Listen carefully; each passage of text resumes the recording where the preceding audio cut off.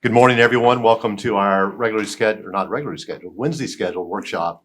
Before we begin the work of the district, let us stand for a moment of silence, followed by the Pledge of Allegiance.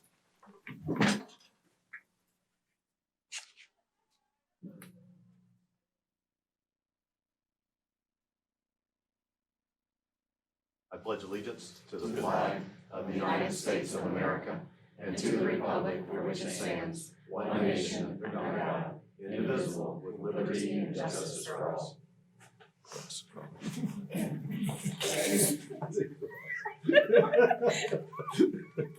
Saying that one since kindergarten. Okay. So we're right at public input. Do we have Dr. Tibbetts? He did not come in? He's on Zoom. Yeah, that's what it said. Oh, Dr. Tibbetts? On Zoom. Oh,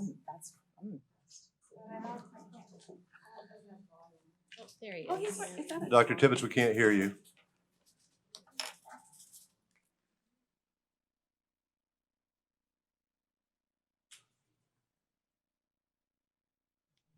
No, sir, can't hear you.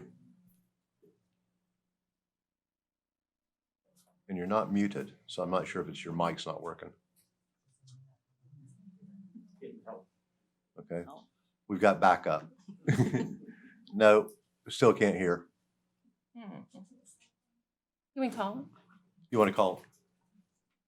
Okay, we're gonna try and call you. Okay. Nope, you're late.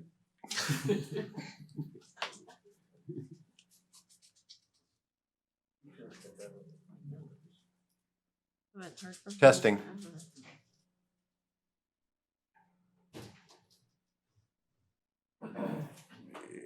Dr. Tibbetts?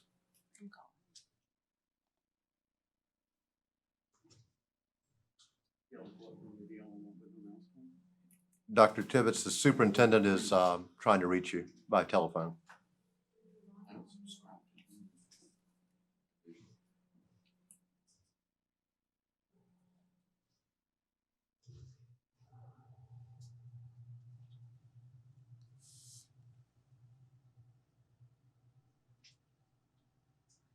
You're not answering your phone. I tried both. Okay. Dr. Tibbetts, regrettably, we're going to have to move on because we have a really full agenda. If we can get this corrected, we'll come back to you if that's okay. Okay. Let's move on to the naming rights committee, and that is going to be Mr. Feltner. Who's Vance for is this one? I'm going to hold Vance. That's okay with you, right? Go ahead. All right, good morning. 5 minutes. 5 minutes? That's perfect for me, I guess. All right, so good morning, Chairman, Vice Chair, Superintendent, Board members, thank you for your time. This is the folder that you're going to find our documents in. So if you'll take that out.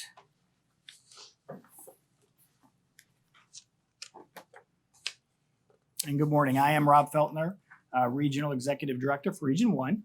And it's a great honor to be able to share with you the work that your team, that you have kind of nominated for our committee, and the work that we've been able to do to bring back toward you guys. So it was a thrill to work with the team. Next slide. So I'd like to really honor their work. So this is board member Dr. Burns and Lori Baxley. She was the representative. Board member Mrs. Cunningham was Elton Roan. Board member Mr. Dodd was Vin Montori. Vice Chair Ms. Luke was Dr. Tibbetts. Chairman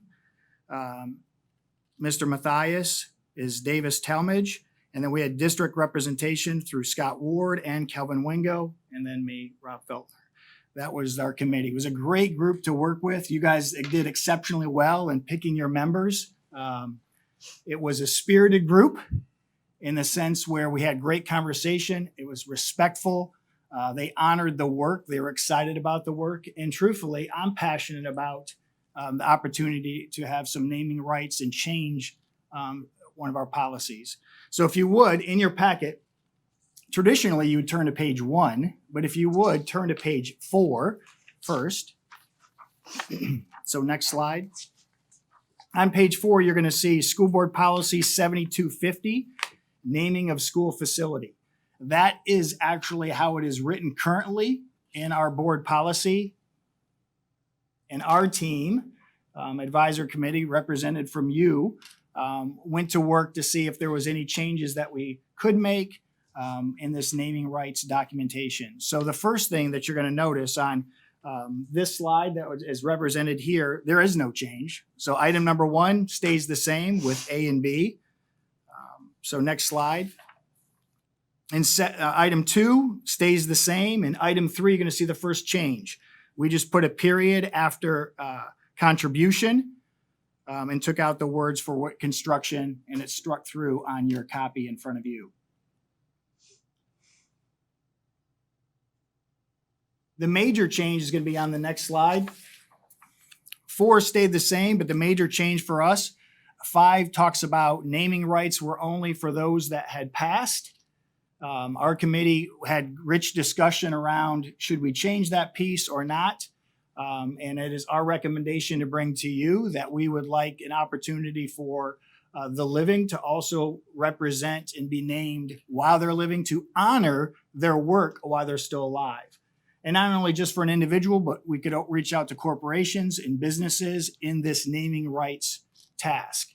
So that would be in the board policy that would actually go in as 7250. That would be our recommendation with those changes. Then what we created was a procedure and process to allow that to happen if you agreed upon it.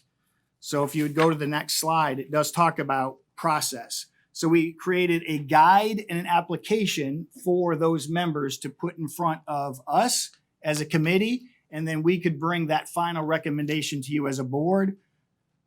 Really, we would be that vetting process. And we really wanted this was a collective team effort that doesn't stop just with us, but it does include principals, bookkeepers, the SAC chairs, SAC committee, those teams, as well as we might need to bring in our board attorney just for further clarification. So if you'll take a look at the process, if you go to the next slide, the first thing the applicants would do, and you do have this in front of you. Now, if you go back to the beginning, it kind of walks through what that process looks like. The first page would say process. First, they might want to pick a package of what they're trying to do, but ultimately, we are that vetting team. We are that advisory committee. And I can't say again about the work that they did, what knowledge and expertise they brought to the room and the collaboration that we were able to get to working together. The first thing would be that they would create this applicant. And this is, if we look at 1 and 2, I maybe need a little discussion about, what process you'd like them to follow. Currently, all things go through schools, principals, SAC, they talk about it. And I think that could still be that process. And then it may come to us after they fill out the application. Schools might need to vet it first to say, is this even viable? Is this something we want to do? And then it would come to my office, the Region 1 office. I would then gather our superhero team. That was one of our team builders was, are you Batman or Superman? So that was that we call it my superhero team or our team. So going into that possibility of they vet it, bring that application to our team. And then as a committee, we look at that. Is it one, does it meet a dollar amount? How much is it going to cost with a district? That's why Mr. Ward, Mr. Wingo was on our team to say, how much is it going to cost facilities? So taking all that in consideration, we would have discussion. Is this a good thing for the district? If so, then we would bring it to your table. So on that next slide, after that application is completed, they would come to our team as a committee. Once that committee, we agree that this is something that definitely we think is best interest of the district, we would bring it to you. And then once that was approved, the application process, we would go back and make sure the money or whatever we needed to receive, what we agreed to give them back in response, we would execute all those details after the application and after it was approved. I know that's a lot, but then the next, we're going to go on to next slide. we broke this down into 3 categories because when you talk about naming rights, it's really specific, but there's other things that fall into those categories.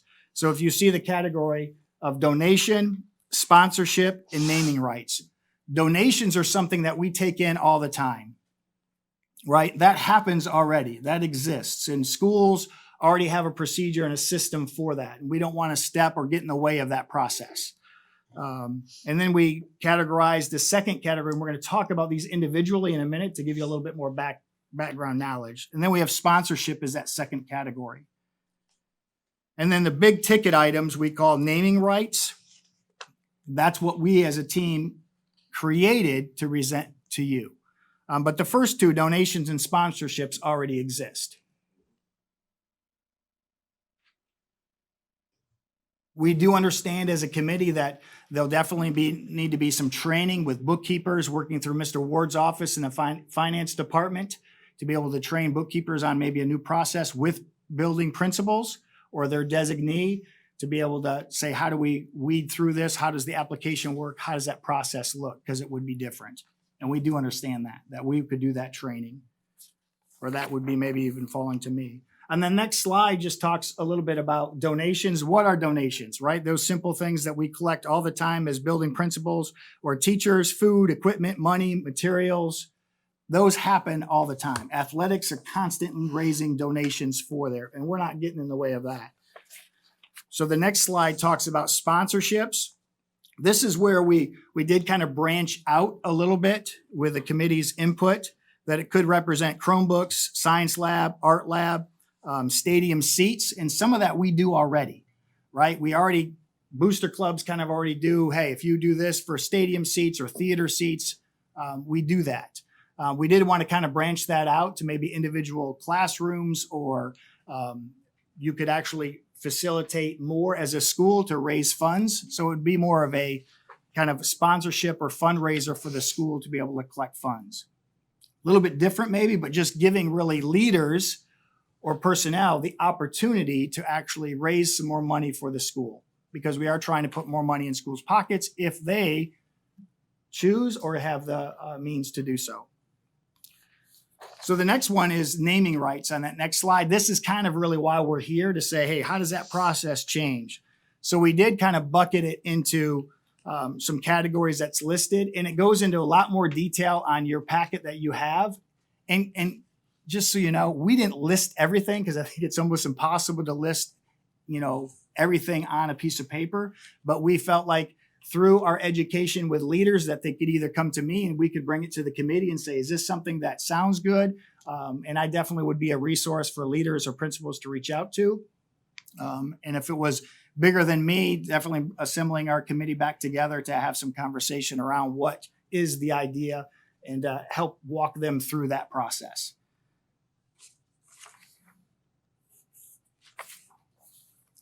So Chairman, it might not have been 5 minutes, but it was pretty close. It was pretty quick. I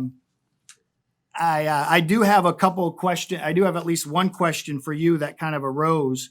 And it would be when it comes to charter and conversion charter, maybe to have some discussion among you as a board member team to say, is that something, where does that fall in this? Some of our conversion charters right now, we own those facilities. So where would that money lie? Does that money come back to the district? Is that something that we're good with just allowing schools, if they're the ones doing the work, would they receive that money? So I don't know if that's something that you want our team to have discussion around, or if you'd like to weigh in on your thoughts on that process. Since they are our buildings and our real estate, we certainly want them to buy in, but I think that we should control that. Emily, what do you think? I mean, I was going to ask you too, because I thought Some days English is hard. That's Yeah. right. Yeah. Even the pledge. Yeah, I have those things. so. Like for instance, if they were to go through the rights and name a building, and then it comes back to us, what is the? Well, I think with respect to that, that'd be part of that, the sponsorship agreement that we'd have to put into that. Oh. Well, she was asking me, sorry. Wait, what are y'all saying? We're having a sidebar. She said, did I mean a Elizabeth. I Oh, have said a no, question I for- meant. for That's our- all. Okay. I have a meant question for Elizabeth, the that's why I attorney. was- No, you're good. Conversion charter. For conversion charters, I think that's something that we could discuss as part of the agreement, as to the, once you would decide to move forward, but I also think it could be included in the policy as far as, when the building reverts back to us, or if the building reverts back to us, how we go forward, but that would certainly have to be included in the agreement as well, because, and correct me if I'm wrong, Mr. Feltner, but I think you said something about how even the naming rights were termed, correct? Right, yes. So, naturally that could lapse as well. So I think there's a couple moving pieces for that. But I would be inclined to think that we would control that. Like a final Since say. we own the real estate. For the conversion charter schools, Conversion correct? owner is Yes, always yes. speaking. Yeah, I don't think we have any say to private To a charters at charter, all. Right, no. So And the intent is, can someone from the public just bring forward to a school, or is it still gonna fall through the SAC? Normally that had a process of going through a school. Right, and that's that vetting process. We would prefer probably school leaders to have say if this is something they want to pursue, but ultimately any naming right would come through our committee and brought to you as a board. Cool. I think it's very good. Good work. I have a couple questions. I love the overall work for sure. I think it's great. I had a couple questions on, do we need to change the policy for SAC committees? Because like we have specifically written, I haven't looked in a little bit, but we were having a conversation about uniforms this year, and I know uniforms can come through SAC because we've literally written in uniforms. but a teacher actually said, or a parent said, I didn't know SAC could put forward proposals as part of their bylaws. Like I don't know where their bylaws are. I mean, I guess they're somewhere in statute. They have them, yes. So they already have that ability to bring forward any issue, not just uniforms. Is that correct? Or is that not correct? I think we probably have to check the statute, but I believe they do. Okay. But I would defer to our attorney. Yeah. I So don't know off the top of my head. I but- wasn't sure about that personally either. I love the idea of recurring. I think everyone has seen how effective that is in national politics, and if we could have even small donations recurring, like that's a really cool option for the schools to set up. And then I have one more. Oh, this is a tiny point, but as we work, you have called the committee the sponsorship advisory committee, and you'll be working a lot with the school advisory committees, both of Mhm. which is SAC. And I Right. just foresee you should maybe call it the sponsorship, something that doesn't start with an A, so that we don't get Okay. confused between SAC committees. And I think that was it. I really was recess like on here, like equipment for We had playground equipment. playground? Yes. Okay. Yeah, that was the only other thing, because I was like, oh, shade, great idea. Right. And like we stated, there are things that we can't think of, and if somebody's a outside thinker that they want this item or this is a great idea, we're not discouraging that at all. We just try to think as And I love the Wide as we art, could. like the concept of doing an art studio for a school, or like when I went to Eustis, they had just built a science wing, and I definitely benefited from that. Mhm. So yeah, I think that's a great idea. Super. Any other comments? I have a question. Yes, ma'am. The standing committee, is that going to continue as the vetting committee? So you guys would continue to get together when there's an offer of a Or donation? application, right. When Yeah. they have an application, it's been vetted, yes, we would reassemble and we'd have conversation about the application. The faces may change. Okay, over the Right, years. over Gotcha. time, right, Right. yeah, yes. Right. But Yeah, the if committee you're- will become a standing committee okay. that will be appointed. This is great. Mr. Don? Yes, I got a couple of questions.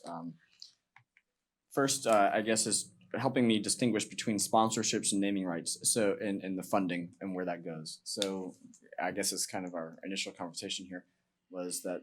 So, in a sponsorship, help me understand. Is that where me as a business or an individual, like I'm sponsoring something specific to the school, therefore the school Right. itself benefits from that or that classroom or what have you, versus a naming right that's a larger type expense, and or for me as the business or the individual, therefore that money comes to the the district? Like if I name a school and that's millions of dollars, the school itself doesn't get that millions of dollars, right? Right. I think the naming of school of $1 million would definitely come to the board. But if I'm actually looking at, if I am naming like the field at X school, we do believe that the school solicits and works hard, it would go to the That school. would go to the school. But now we would leave it up to individual donor. If the donor said 80% goes to the school, 20% goes to the district, that is in that policy.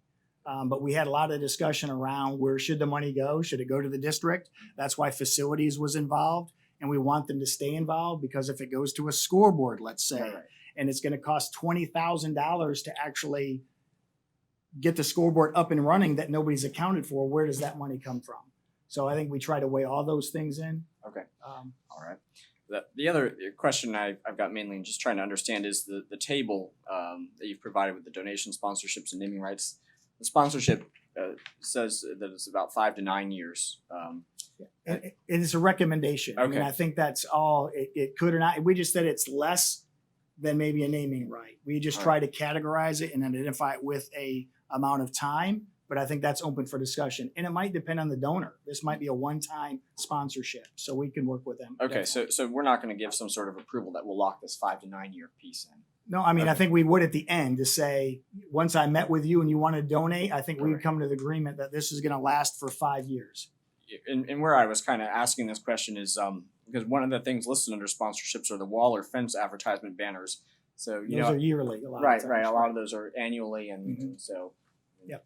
you know, maybe And again, we don't want to get in the way of that. I mean, Right. if the softball team at Eustis has it lined every year, they're going to go to a local business and do that. They're going to continue doing that. We're Right, not right. getting in the way of that. Yeah. Really, we wanted to focus on number 5 in the actual policy. Do you want to name it for somebody that's living or not? That's the largest thing I think as a team we had to come to consensus on to recommend to you, and then try to break it down into categories. And really, we're looking at those big ticket naming rights where there's a lot of money involved, so that it's not just schools on an island, but they have some resources at their fingertips. Okay, and then a couple of policy questions here.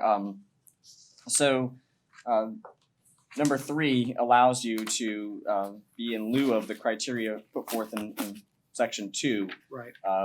which one of those items is of being good moral character. Yes, sir. So if somebody has enough money, they don't have to be of good moral character. No, I mean, no, Wait, that where was doesn't, this? yeah. Well, I think No, that's the I way think it we is. actually said something having a moral clause, but ultimately it comes to you as a board. We would decide at that.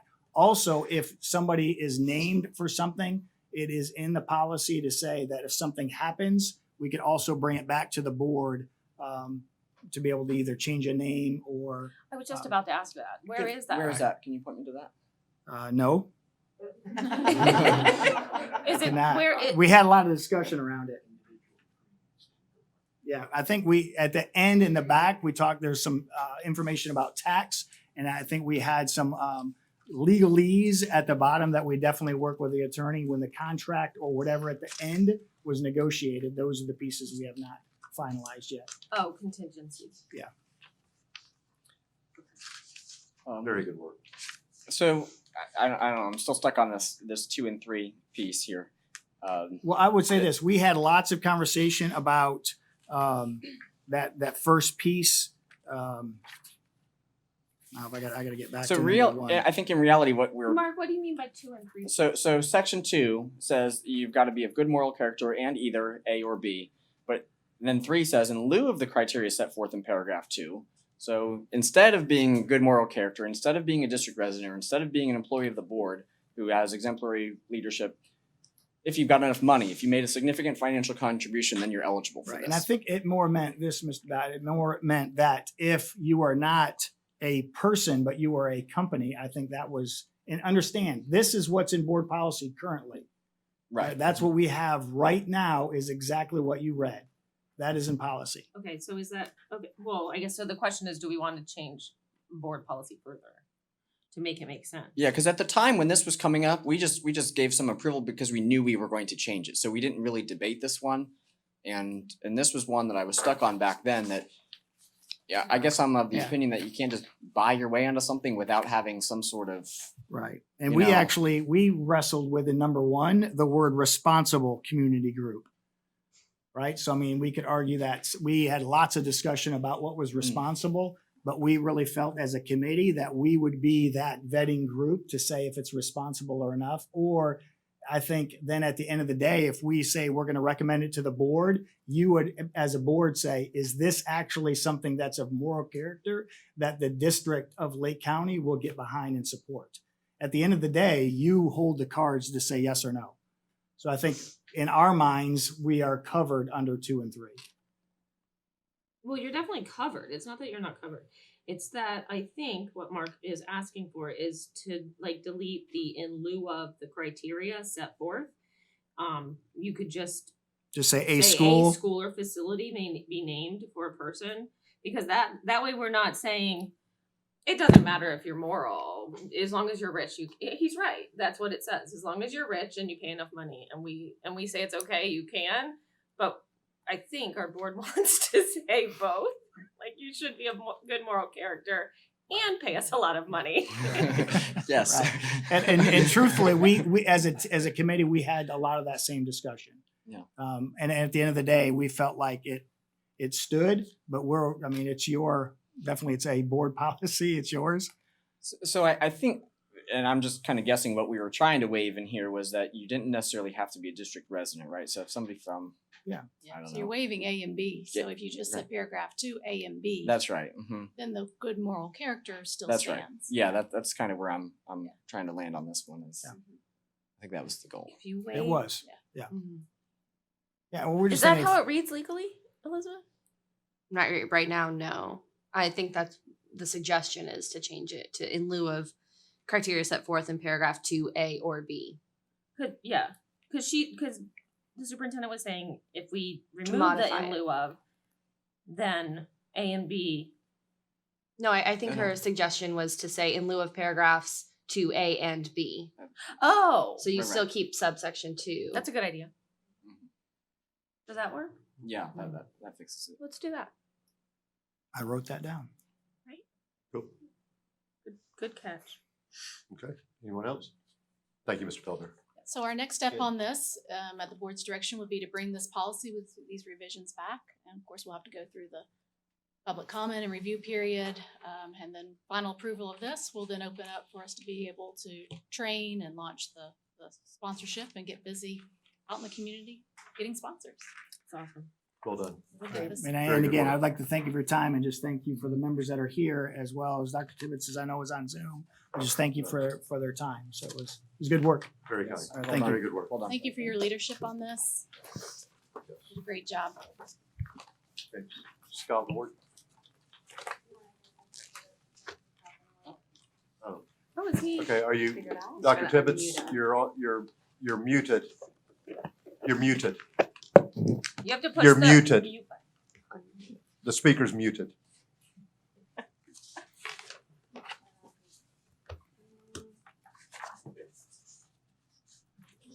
Can you hear me now? There we go. Yes. Okay, Dr. Tibbetts, if you'll give your name and address, and you have 3 minutes. Steve Tibbetts, 412 Maple Tree Drive, Altoona. I just want to thank the board for creating this committee. I've been after you for 4 years to do this, and so it was wonderful to see it finally happen. And I will tell you that I was so impressed with the committee members and the efforts they put forth to bring this to you. I think it's going to be a wonderful, wonderful source of revenue for schools in the district that's long overdue. And so thank you. You betcha. Thank you for staying on us for 4 years. In government, 4 years is really short. It's like a nanosecond. Thank you, Dr. Tibbetts. Thanks for all your hard work. Okay, Mr. Ward. Good morning, Chairman and board members. As you're aware, we're in budget season again. We're getting started for next year, and wanted to bring in a brief budget presentation on some of the items that we do know. So far, we are working on some other items as we speak, and we'll be bringing more and more budget information to you soon. Next slide. So this is the FEFP comparison that we do at the beginning of every year. The conference report is out, and there are some changes. There's some good news and there's some bad news. And we'll go through that. Obviously, one of the first things that I'd like to note is that they did not reduce our millage. They did not roll back our millage this year as they have been doing in the past, which is good. That is not the trend that they've been following for a number of years now. The BSA did increase. It increased $53.42 per student. And of course, that's weighted student. And they did follow the traditional district cost differential, which is, we had a slight increase in that this year in our favor. And it ended up with our number of students being down, multiplied by the increase in base student allocation and DCD, we're looking at a $5.7 million loss over second calc 2020-21. I usually do the comparison to fourth calc, but we know fourth calc this year, there's a lot of students that were down because of the COVID and the pandemic. And also the second calc is what we used to build our budget last year. So it makes a better budget to budget comparison. So the $5.7 million is what we have less in base student allocation over last year's budget. Next slide. As they always do, they set aside certain allocations for certain programs in our FEFP. And a lot of what they did this current year is they left the same allocation statewide as they had in the previous year, but because of the number of students, they either increased or decreased. So they didn't really change them for the cost of doing or providing the services. They only changed it by the number of students that they allocated it to. And of course, with our student numbers going down, you'll see that most of our categoricals decreased for our district. You do see that there was an increase in the salary enhancement supplement. As you know, that'll be the teacher salary, beginning teacher salary allocation that we will have next year that we will negotiate with our union. And does that still have all the strings attached to the 80% going to the? They have Reason. made some changes to that. I believe the 80% remained and the 20% stayed the same, but I think they better defined what a classroom teacher is. It's not specific to just classroom teachers. It covers other instructional people. So it'll cover, media specialists and all of the other ones that typically have gotten left out. So, which I think most districts included them anyway. We did in ours. We kept them the same. So I think they finally came around and said, okay, well, we're going to treat all instructors the same, instructional personnel. Scott? Yes, ma'am. Mr. Ward, sorry. That's okay. During session, at some point, they were discussing like dumping categories into other categories, and like having less categories in the FEFP. Did they, I count 11 here? Mhm. I don't know if these are just R11 and they were all zero, or did they do the dump? Did they They combine? did not Okay. do that. There was discussion about pulling them out and rolling them up into the base student allocation, but that did not happen. Okay, so our BSA increase is actually a BSA increase, That is right? correct. Okay. That is correct. Okay. And what you also see down at the bottom is they did do the funding compression allocation. However, they always do that based on the previous year, and it's based on the per student allocation. Because of the per student allocation increasing last year because of the hold harmless in the fourth calc, we fell out of the qualification for the funding compression. So we are not going to get any funding compression dollars in the current year. Do we get any? Are we small then? Are we a small county yet? We're not a small county. Truth is stranger than not. fiction. So remember last year, We How do you skip that? they put in a provision that districts that had a decline in their DCD could participate in this. And some of the districts that had a decline in their DCD was Miami-Dade, Oh my gosh. Palm Beach. So you can see Yeah. where most of the money Yeah, ended so- up going. So when you look at They at fixed it. a couple of those large counties in South Florida that had the decline in their DCD, it took most of the funding compression allocation from other districts that needed it. Right. Next slide. So on the fourth calc, on the top blue box there, you'll see the emergency order funding adjustment, the $19.1 million. That was the hold harmless that the state did for us in the current fiscal year. That was how they offset the decrease in the enrollments for the districts. And we also did have almost $1 million proration. It did substantially help our district not lose a lot of funding. So, and as you can see in the conference report, they're not going to do that for us in the upcoming year. So there's no order to do that. It's not in there. So that's a big difference in the funding. Also on the next blue box, you'll see the family empowerment proration. In the 2020-21 year, that was the first year of that program. We had about $1.5 million that went out in scholarships. If you'll recall, for last year, they doubled the allowance for the number of students could take those scholarships, and it had actually more than a doubling effect to us.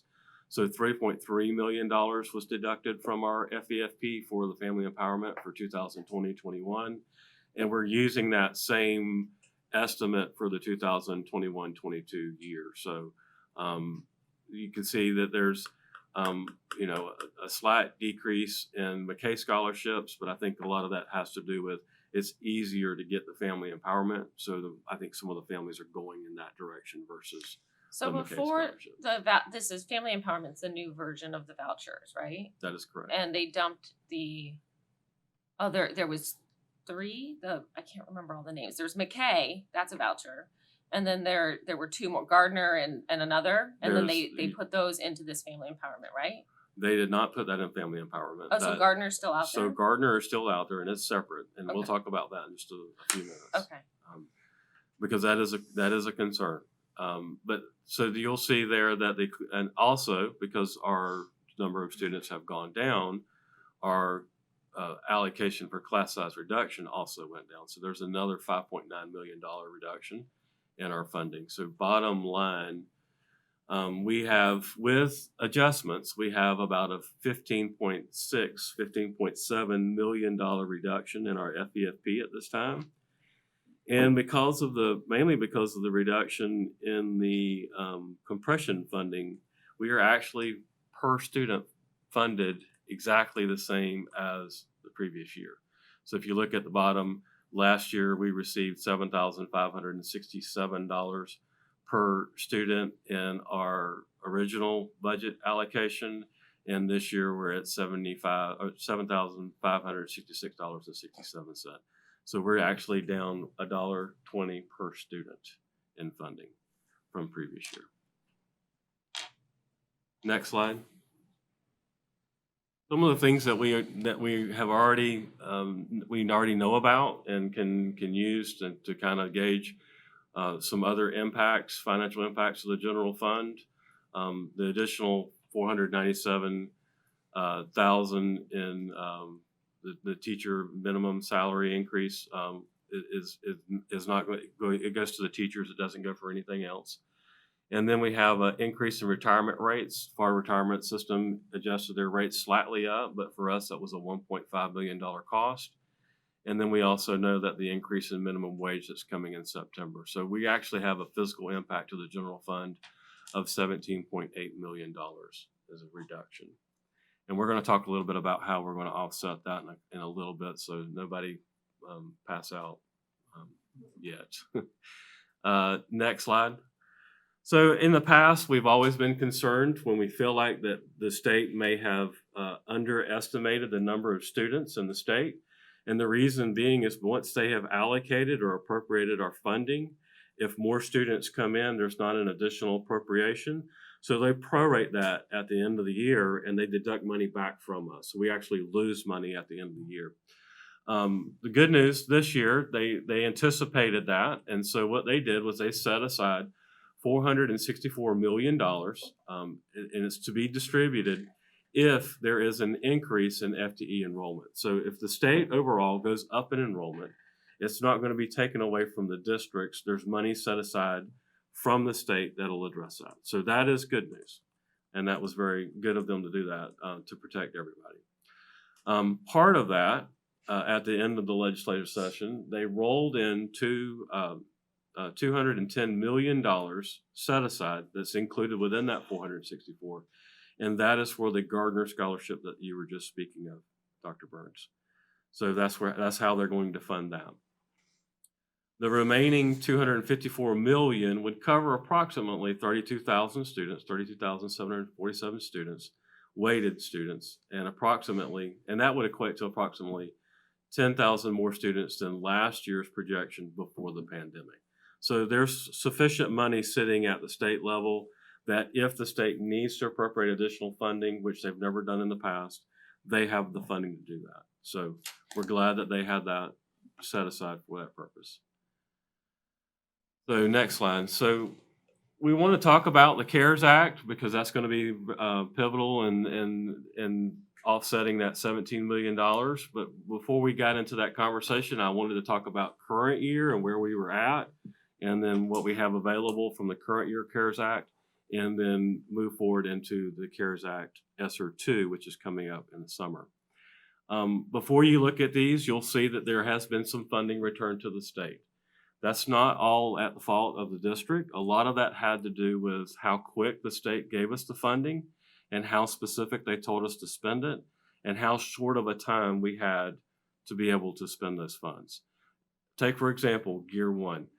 Midsummer last year, they let us know with less than 2 weeks' notice that we were going to be doing summer school and they were going to give us Gear 1 funding to do that. Our super team of curriculum people threw together very quickly a good program that spent a large portion of that money, but it just wasn't possible for them to be able to spend it all. Plus, a lot of it had to do with the participation of the students. So it's not a reflection on our district or our staff that they were unable to spend that funding. We did ask to reappropriate that funding for other purposes. However, the state would not allow us to do that. Same thing with Gear 2. A little bit different with Gear 2. Gear 2 was the governor's money that was set aside for additional cleaning supplies and equipment at schools to address our school issues and for COVID. That program was originally sent to us with a 6/30/21 end date, and it abruptly ended on 3/30/2021 without any notice. We actually had a substantial amount of expenditures that had already taken place that we were getting ready to report. They closed the reporting window on us and told us that we could not report those expenditures. What we were told was we need to roll them over into our ESSER fund and pay those expenditures with our ESSER dollars, another grant program. So, it's not a reflection on staff. This was completely out of our control. It was basically, for lack of better terms, ripped out of our hands by the state. You'll see the Lake County CARES Act. We were successful in spending all of the funding from Lake County CARES Act. Remember, this is the funding that our county commissioner set aside for us. It was originally going to go towards helping us offset the cost of the plexiglass and cleaning our schools. The U.S. Department of Treasury midstream changed what we could spend that funding on. So we moved it to cover Chromebooks and software that we had already purchased. So that was used to supplant some of our general fund expenditures and our capital fund expenditures from the previous year.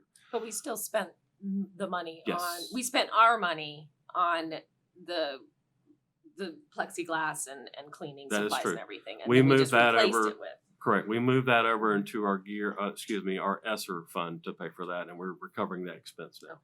So we'll talk about it a little bit in a few minutes.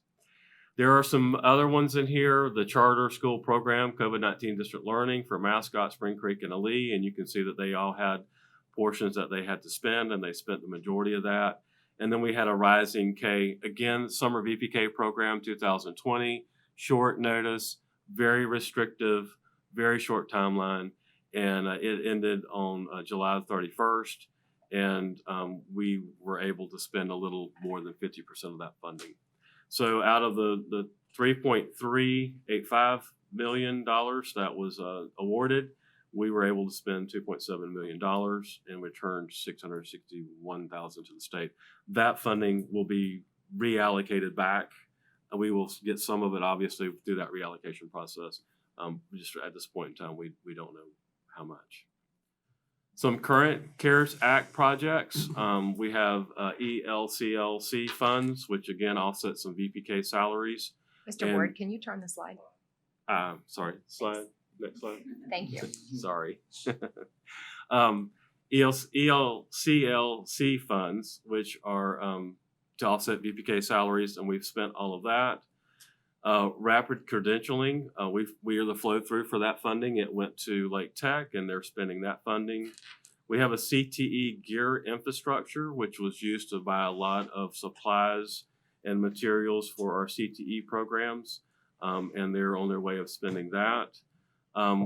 We got an offset to our loss in our Medicaid funding for our direct services that we billed. We were able to document the funding that we lost because we weren't able to provide the services to our students, and there was some money that was sent to us for that. There is no expenditure requirement for that because it's just offsetting revenue, so it's completely earned or received. There's a high quality curriculum ESSER, $319,000.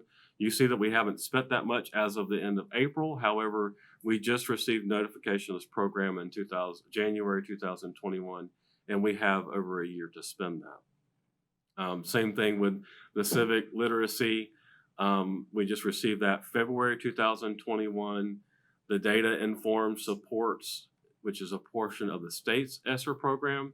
We just received that February 2021. So our curriculum department is working on getting these programs off and running. Same thing with instructional continuity plan, which is also state ESSER. So you can see today what the miscellaneous CARES Act projects and programs that we have that are currently open. And then the large one, next slide, would be the ESSER 1 program. This is the large funding that they send to the districts and allowing us to spend to help us keep our schools open during the pandemic. And we had to share ESSER 1 with our charter schools and our private schools. That's going to be different for ESSER 2 and ESSER 3. We have to still provide it to our charter schools, but they have a separate pot of money for the private schools. So we don't have to allocate any for the private schools. Of the district portion, $7,700,000 was awarded to the district to maintain for us. As of 4/30/2021, we've spent close to $5 million of that. We have 2.8 of that remaining. And we have some salaries that are on that. And at the end of the year, once those salaries have been expended, the remaining portion of it will be used for summer learning programs that were recently discussed with the board. So we're going to use that funding along with some ESSER 2 funding to cover a lot of those summer programs this year.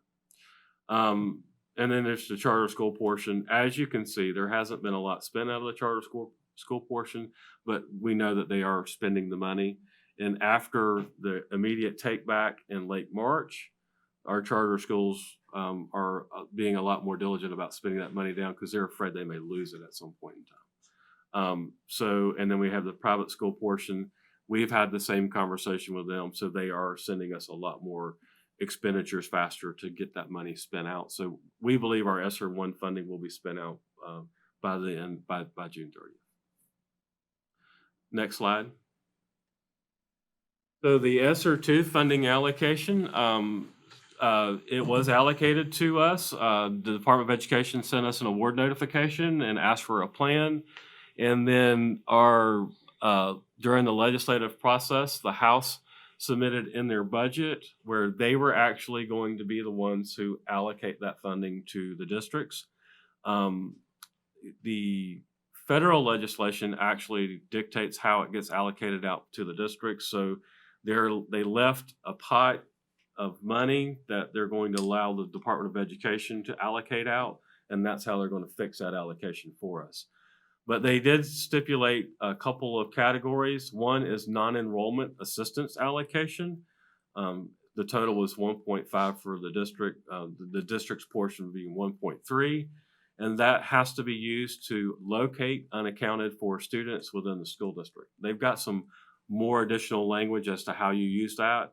And superintendent's going to go over that in a few minutes. So I didn't want to steal her slide. So I'm going to just wanted to give you just a kind of a general overview of what unallocated enrollment assistance for.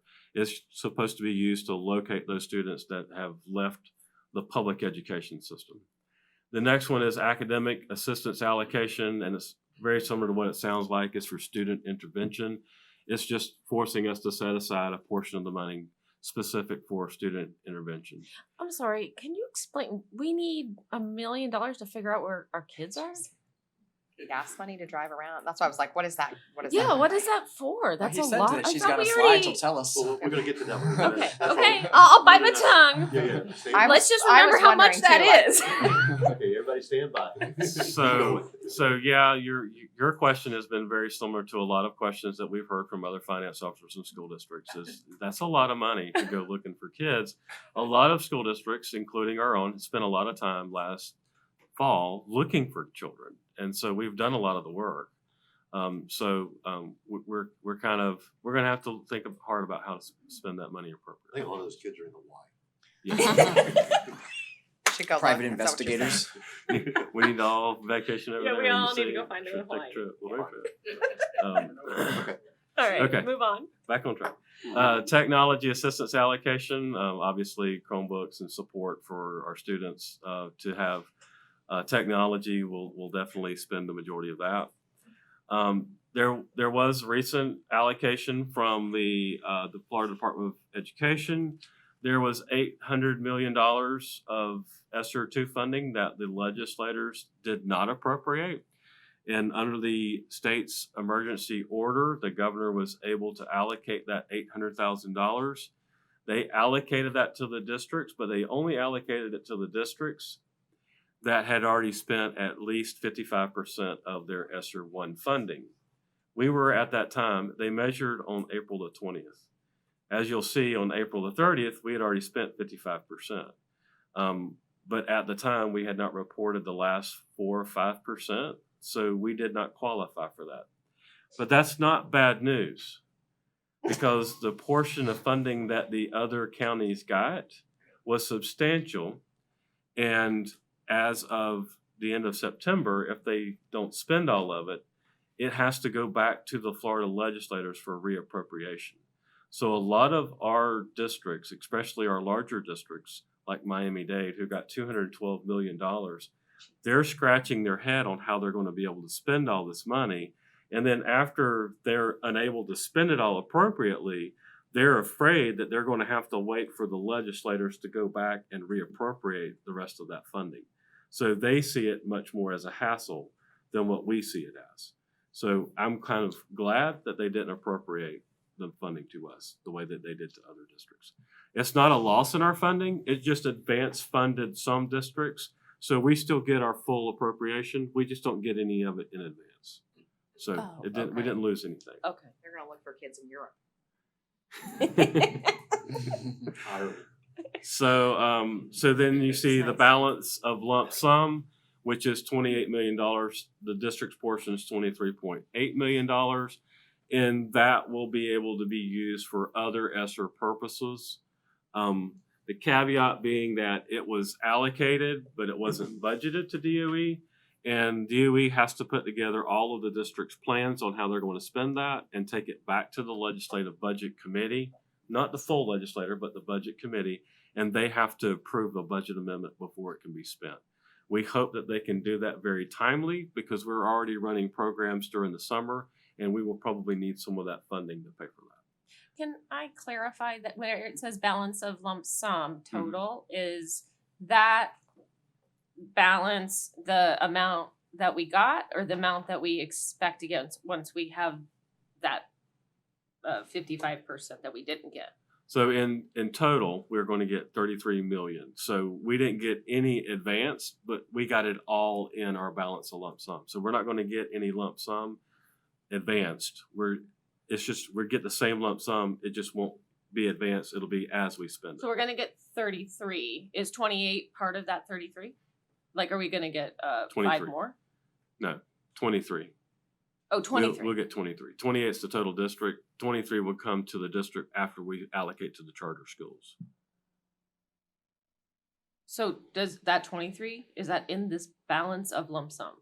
Yes, That was what. yes. And So that's it's a just part of our guarantee? total ESSER.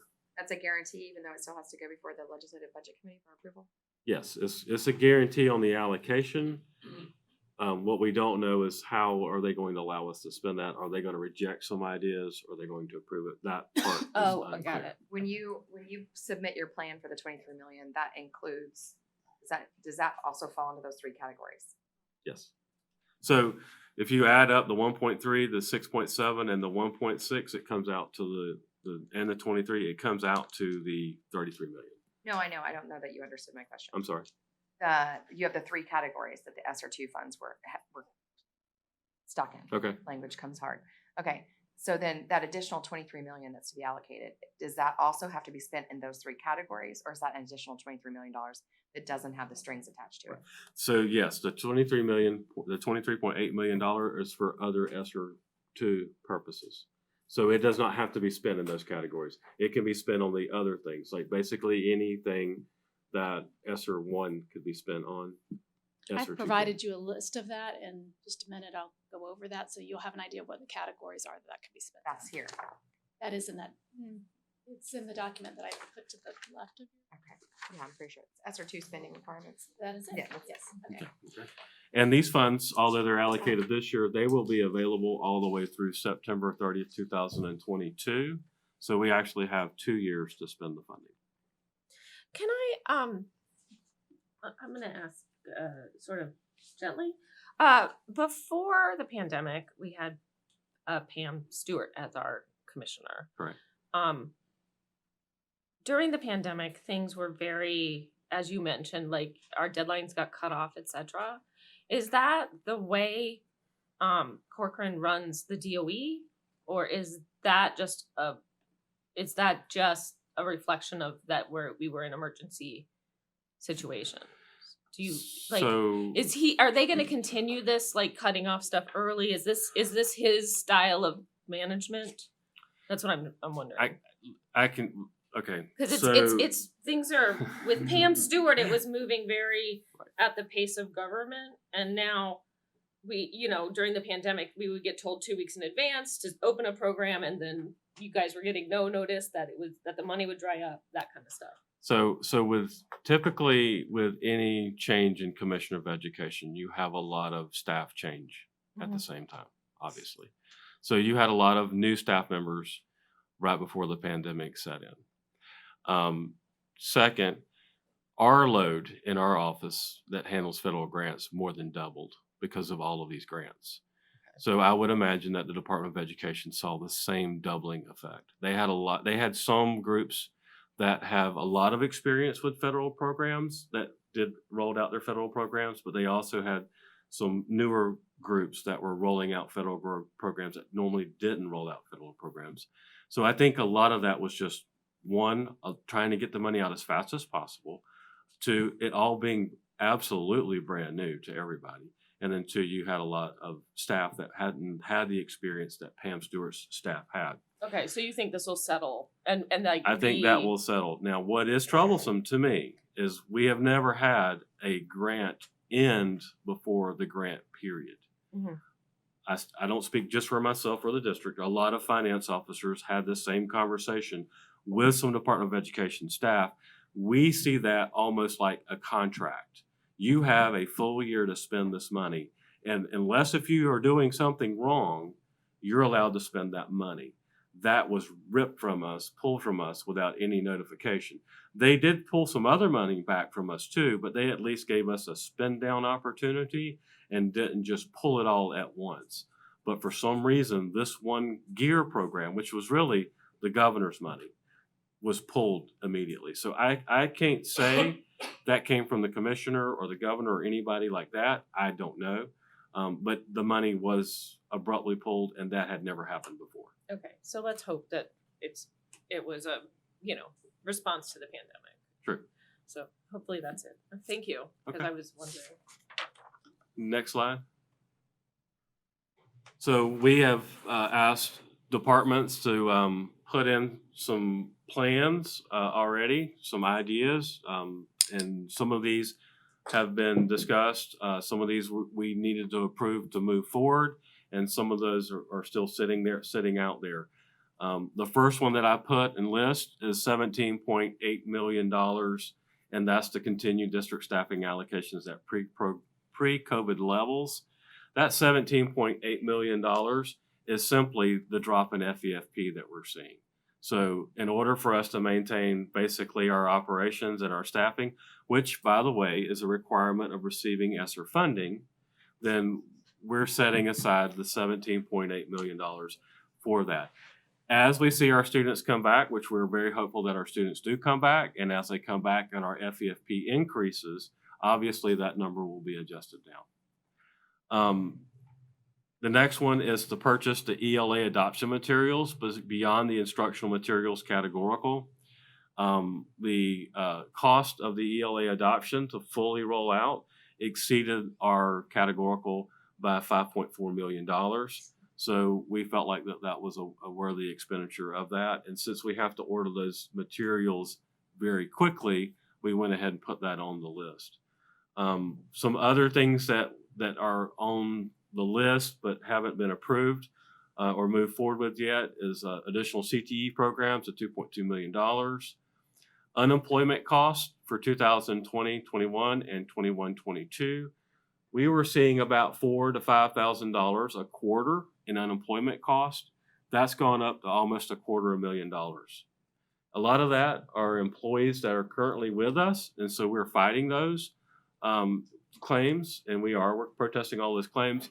But if an employee works for us and works for another employer, and the other employer lays them off, they will charge us for a portion of that unemployment. So that is why a lot of our employees who are currently employed show up on the list. Plus, we have seen a lot of fraud. There are employees' names that are on there who have never filed for unemployment. I'm speaking from experience because my name is on there, and I never filed for unemployment. I also have a small corporation that I own, and I filed for unemployment on that one too. So obviously there's a lot of fraud going on. People are filing with people's names, and it's showing up. So we are addressing that. We have a consultant, and anybody that is reported, our HR team does a really good job at going through those names and following up with our consultant to make sure. But we wanted to say, if that does continue to cost our district, it's an increased cost, and it is something that we can file for ESSER for reimbursement. ELC, loss of revenue, $833,000, our ELC program.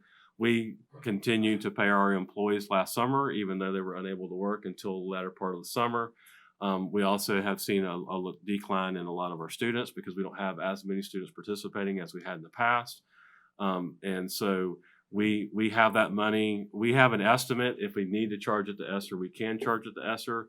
And again, ELC, because it's self-supporting, the hold harmless and the FEFP did not help them.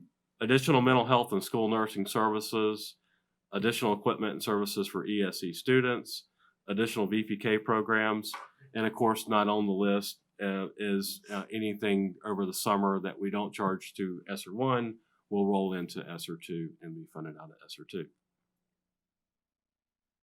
American Rescue Plan ESSER 3. So its uses are similar to ESSER 1 and 2. They're not the same, but they are similar.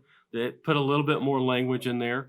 They are asking the state to do a little bit more getting with other community members and getting input and stakeholder input. So that's probably going to be a little bit different. But for the districts, most of the funding looks very similar. Most of the purposes look very similar to what ESSER 1 and ESSER 2 have. This money will be available through September 30th, 2023.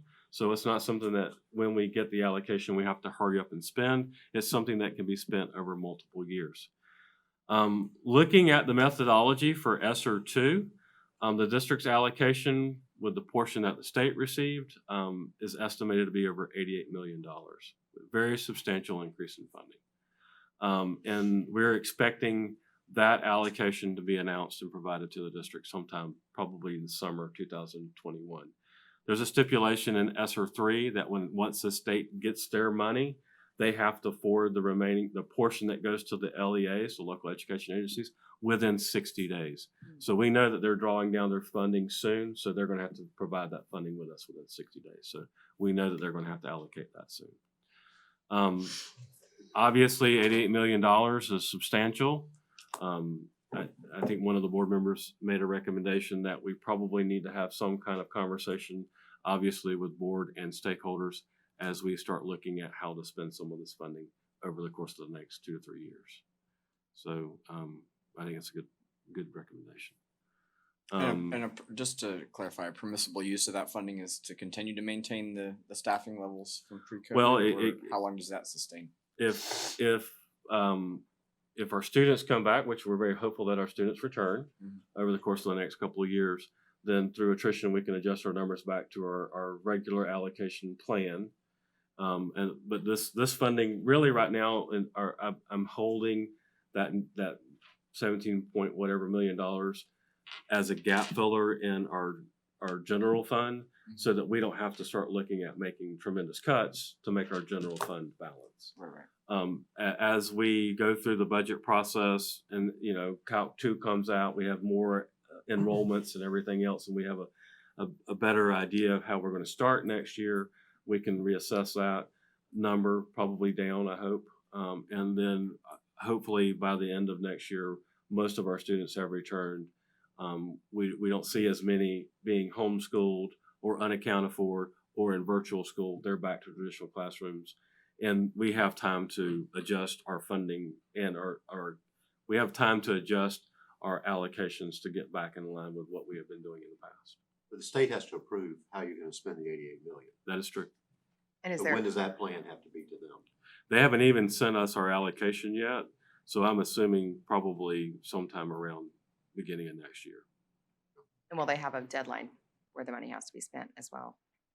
Their deadline, it's available to them through September 30th, 2023.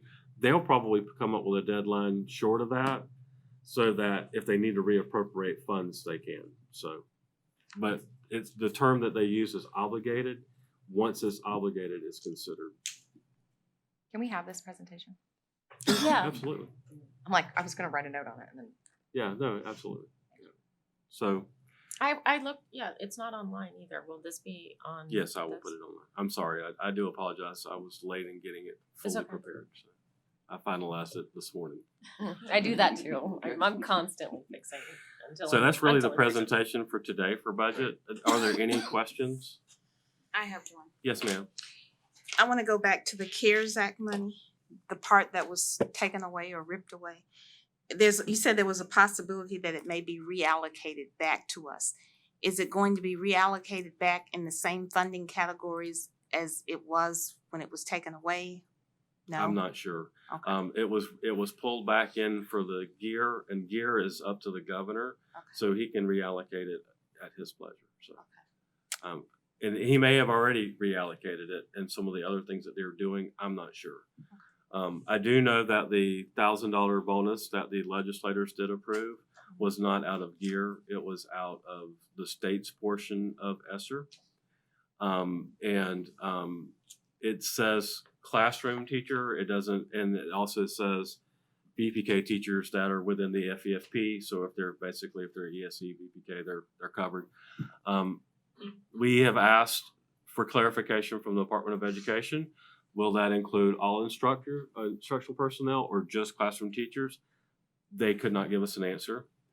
And then we also asked, are we actually administering this program? Typically, when the state gives out a bonus, it still flows through the districts, and the districts process all the checks and handle to their employees and report taxes accordingly. And we were told that no, that the Department of Education would actually be doing the checks. So that is different. And so I say that kind of tongue in cheek because it may take them a while to pull that off.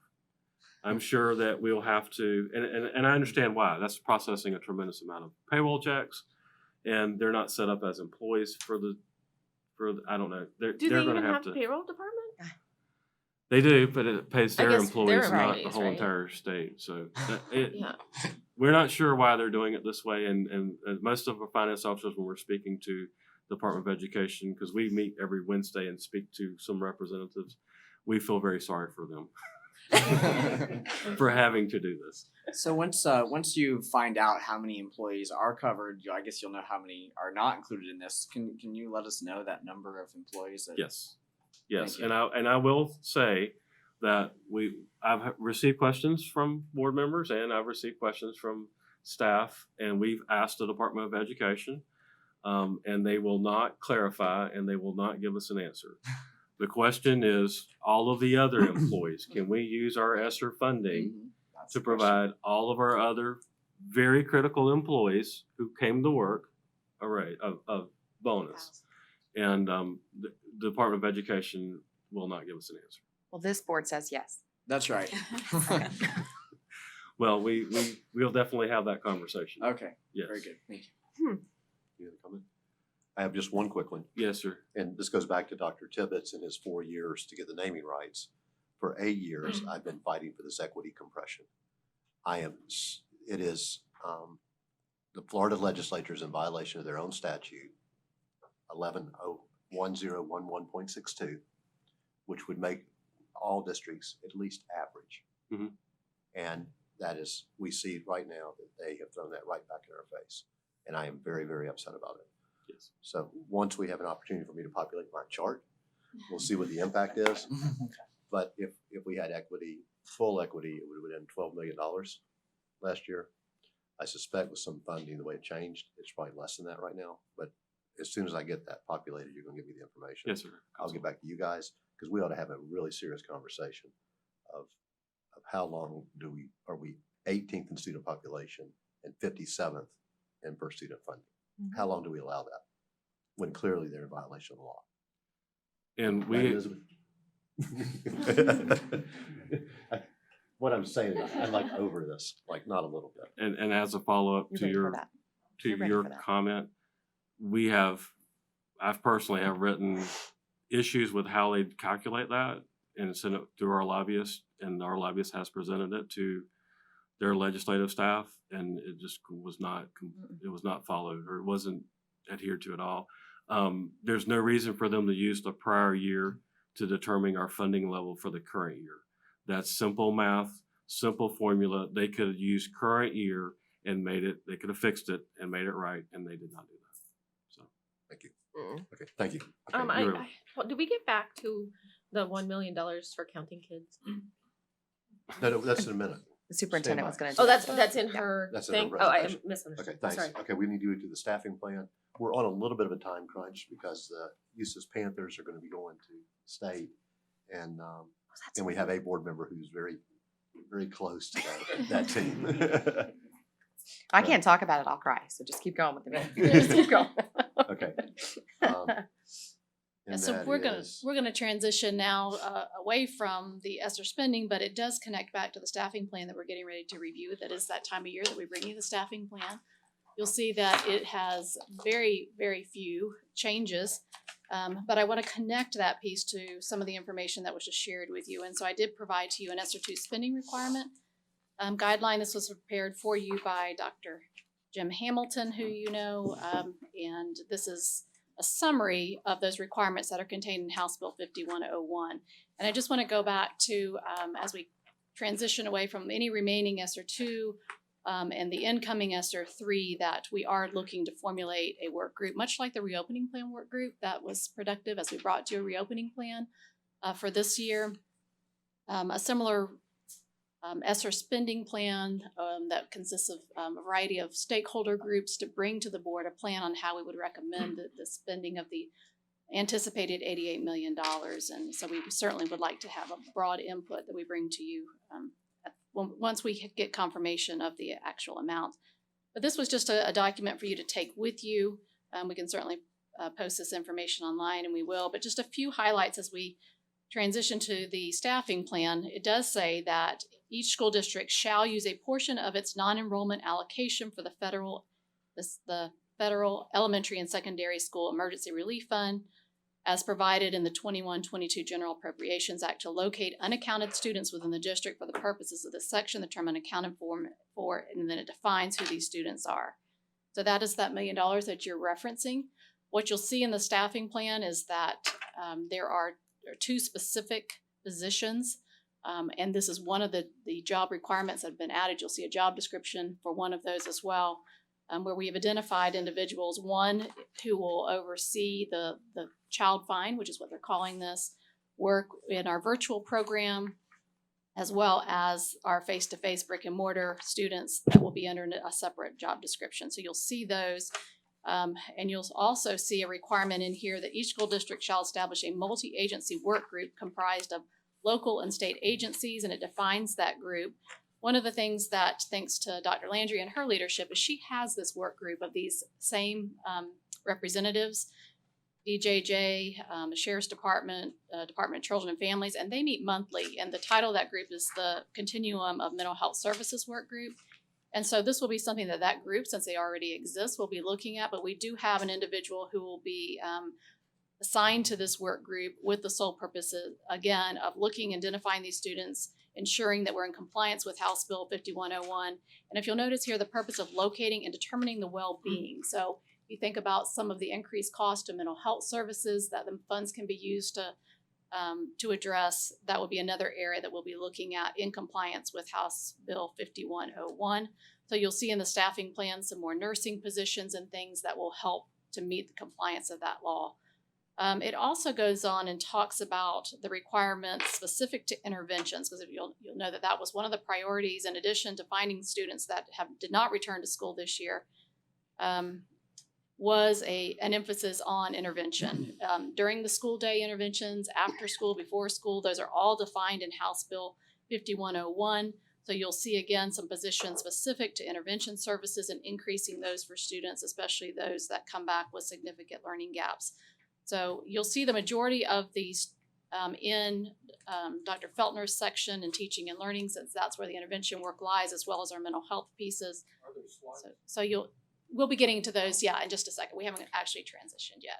So, and then to your question, Ms. Luke, there are, under the current situation, there's a listing of all of the categories for which ESSER 2, and again, we're not sure about ESSER 3 just yet, that the funding can be used for, but that'll kind of give you a guide as we go through the staffing plan, as well as formulate a work group and submit our plan for the remaining of ESSER 2 and for ESSER 3. So That's the list, the bulleted list on the bottom of you'll page see the 2. bulleted list, yes.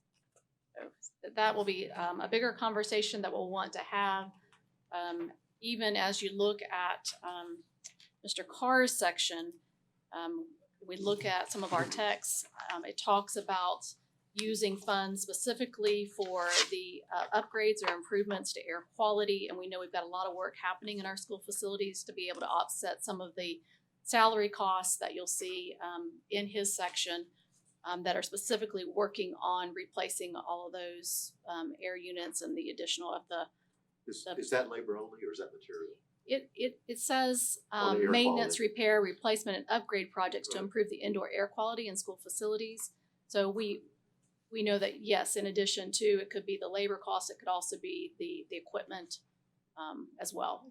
We Where- could, where we are could you spend a charged ton at? on that. Yes. Where are Seems you? like we could eat up a lot of those. On the front Yes. page? That's right. It's, It's part of the bulleted list. Oh, Page two. okay. It's the second from the last one. It also says addressing facility repairs and improvements to enable operations to reduce the risk of our virus transmission. So I think that is certainly something that we want to look at, and how we could use the dollars towards those capital improvements. 100%. So as we move into the staffing plan, just a couple of things. As I mentioned, there's very few changes. We pretty much wanted to remain status quo, but as we go through the slides, and I'm not sure are you doing that for us, or who's advancing those? Oh, okay. So the next slide is just an overview again of our organizational chart. There are no changes to the organizational chart, so you've seen that before. We just wanted to bring it back before you. As always, we have the changes in a couple of different formats. You have the beautiful color-coded sheet that comes from Ms. Lynn. This one is one that's a little bit more cumbersome to read, so we've highlighted all of the changes that are captured in this document in the slide presentation that you also have in front of you. If we go to the next slide, you'll see that in my section, there last year, there was one administrator on special assignment located in Region 3 that has now been deleted. This was set aside for Andrea Stinken, who we knew at this latter half of the year would be transitioning over to Lake Point Academy. She's now there and is now the principal moving forward, so there's no need for that position, so it has been deleted. That is a cost savings to the general fund. We look at business services. This is Mr. Ward's section. He has no changes at all, so that was an easy one. So we'll move on to human resources. And this is not a job change. It's a job description change to more accurately reflect the duties. There was a zero cost impact. It was just a change to the job description that was already there and a person already in that position. So really no changes there. I'll ask Mr. Carr to come in and just address a few of his changes. But again, what you'll see at the end is that there's an increase to the general fund by $52,790, which we can offset using the ESSER funds once we identify exactly which projects, people, and costs we can connect to that air quality and any other virus mitigation type things. So with that in mind, if you want to just go over any quick changes that you have to your section. Sure. As usual, to Superintendent, the cost will impact $52,000, and basically what that reflects is a change from transitioning in grounds and operations, or I should say in warehouse and grounds. One grounds worker 3 is going to be changed into a central warehouse inventory assistant, and we're going to be adding a logistics specialist, which that person's primary role will be to assist and working with Dwayne Weeks and the turnaround for the Chromebook repair, as well as looking at the distance traveled with regard to delivery of schools to include Hope Forest Academy and LPA, as you just mentioned. And then switching over to operations, it's the same thing for efficiency. We basically transitioned 3 vacant positions into 2 positions for there, and then again the net effect on that is, as you've already mentioned, was just under $53,000 to impact the district. Thank you. Questions on this So, section? John, Sure. can you speak to how is the grounds? We had like a grounds pilot group. Was that last year or the year before? We still have a dedicated ground school group that is providing maintenance to a number of schools. Yes, ma'am. So like we created like, I don't know, what were they? They were kind of like a centralized workforce, right? That is Like a correct. strike team. So is our strike That is So not not impacted at all by this change. right? Is it working though? Yes, Is it? it's working very well. Okay. Yes, ma'am. That was. I just wanted to follow up because it was sort of a, will it do the thing we want? Yes, Last it's been very effective. You know, in keeping some of the schools that needed assistance. We've done that. Okay. Thank you, Mr. Very good. Thank you, sir. Thank you, ma'am. Okay, and the last section is Dr. Feltner, so I'll have her come and speak to them. Just a few things to note on these. Remember, this is a section connected specifically to what I just shared with you in terms of the requirements for some of the ESSER 2 spending. And as we typically do, we look to preserve the general fund by shifting positions where we can to other funding sources. So just call your attention to the fact that as she talks about some of the funding sources, you'll notice that we did identify. We know that SAI and CAPE and all those categoricals are still part of the general fund, but they're set aside for specific purposes that are very specifically defined, and the use is limited to those things. So even though it's reflective of general funds, everywhere you'll see those defined, such as CAPE or SAI, AP funding. Those are all restricted funding sources for those specific purposes that that do not impact the non-categorical or regular general. All right, so as you can probably imagine, it's been a year that we've had to sort of look at what supports we need to shift, and I'm really proud of my team. They're very reflective in the idea of what can we do to better serve kids, and so I think our staffing plan reflects that a great deal of how we can do that. And so I probably have the most changes. I probably won't fast talk as much, but again, if you'll look at the PowerPoint and then also look at that blue, the short form will help you navigate kind of where you'll see the changes. So a lot of my changes are due to funding, and so they're not necessarily position changes, but funding changes. The first piece that you'll see is we have added a program specialist to academic services and interventions. It is paid for out of Title IV, so it doesn't impact the non-categorical general fund. And I guess let me go back and start with the bottom line. I saved a little bit of money in the non-categorical, and I spent a little bit of ESSER. So that's kind of my big tagline. So as I go through these and you're thinking, how much am I saving or spending? Well, you'll see that the last slide that I do bring you some savings to the non-categorical general funds.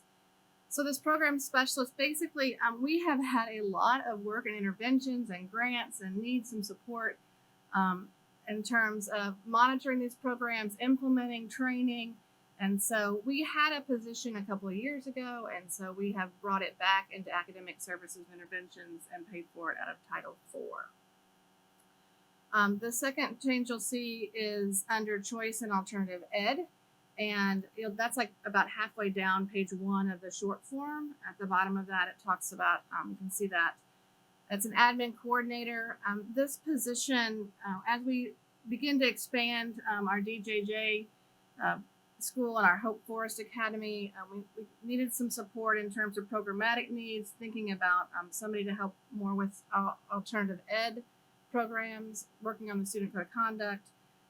And so we added an admin coordinator, and that is going to be paid for out of SAI, that categorical. And then we also, the next piece comes out of college and career readiness, and we are deleting an admin on special assignment. So that's a 0.6, so that's why the funding source there might look a little bit different. We shared a position with Lake Sumter, and so that is, that position's been put into a different place, and I'll show you where that is in a minute, but that's 0.6 of that particular salary. So we deleted that out of college and career readiness, but you will see it appear again a little bit later. We have added a 0.2 program specialist paid for out of CAPE funding to assist with the aviation expansion at Eustis High School, South Lake, and Eastridge High School. We're looking at a network administrator in college and career readiness as well. We have a lot of new programs that have come on board, and we are sort of overextending the IT department in terms of helping schools with all of the programming pieces that come with many of our programs that have some network pieces that we need. So adding that network administrator is going to be helpful to college and career readiness to be able to support schools and putting in those pieces. We changed a manager of school counselors, added that, and then deleted a program specialist, which gives us, that's a piece that does come out of general fund. That's where you'll see a little bit of increase in that 13,000. We need somebody to help with all the graduation requirements in the summer, the dual enrollment, that we have some new legislation that's come up this year that deals with dual enrollment. That's going to be a large piece, but we need somebody to have a 12-month look on that, as well as just be able to really oversee Survey 5 and some of the corrections that need to take place. So I feel like that was a decent shift. Next slide. So here you'll see basically a funding change.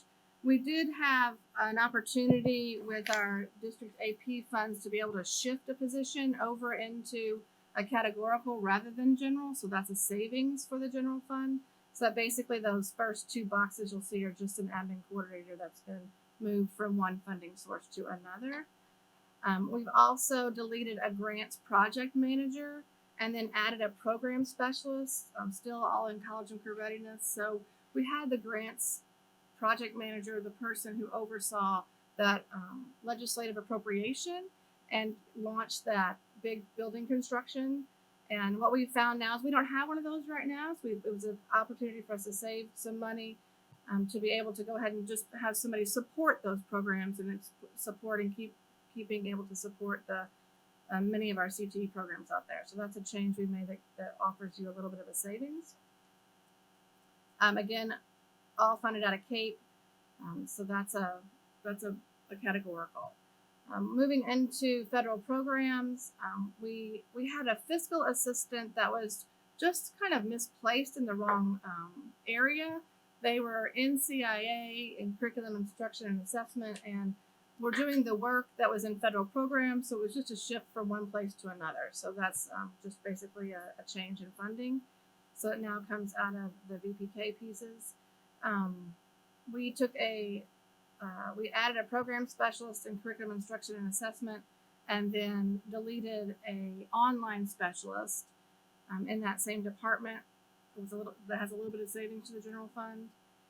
And then the last piece you'll see on this slide is we added 3 behavioral analysts to ESE. Those are typically people that we contract out.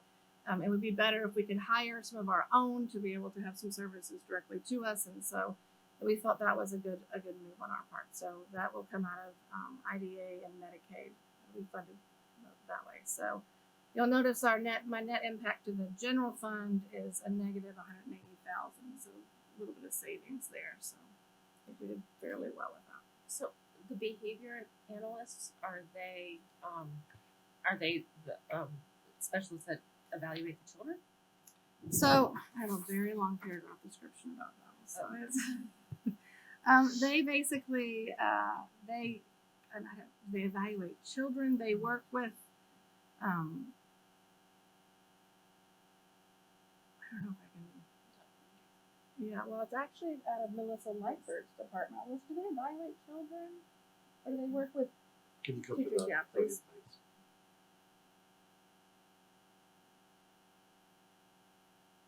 The behavior analysts, they evaluate students, but they also provide direct support to students, and they do consultation with teachers, training with parapros, classroom teachers.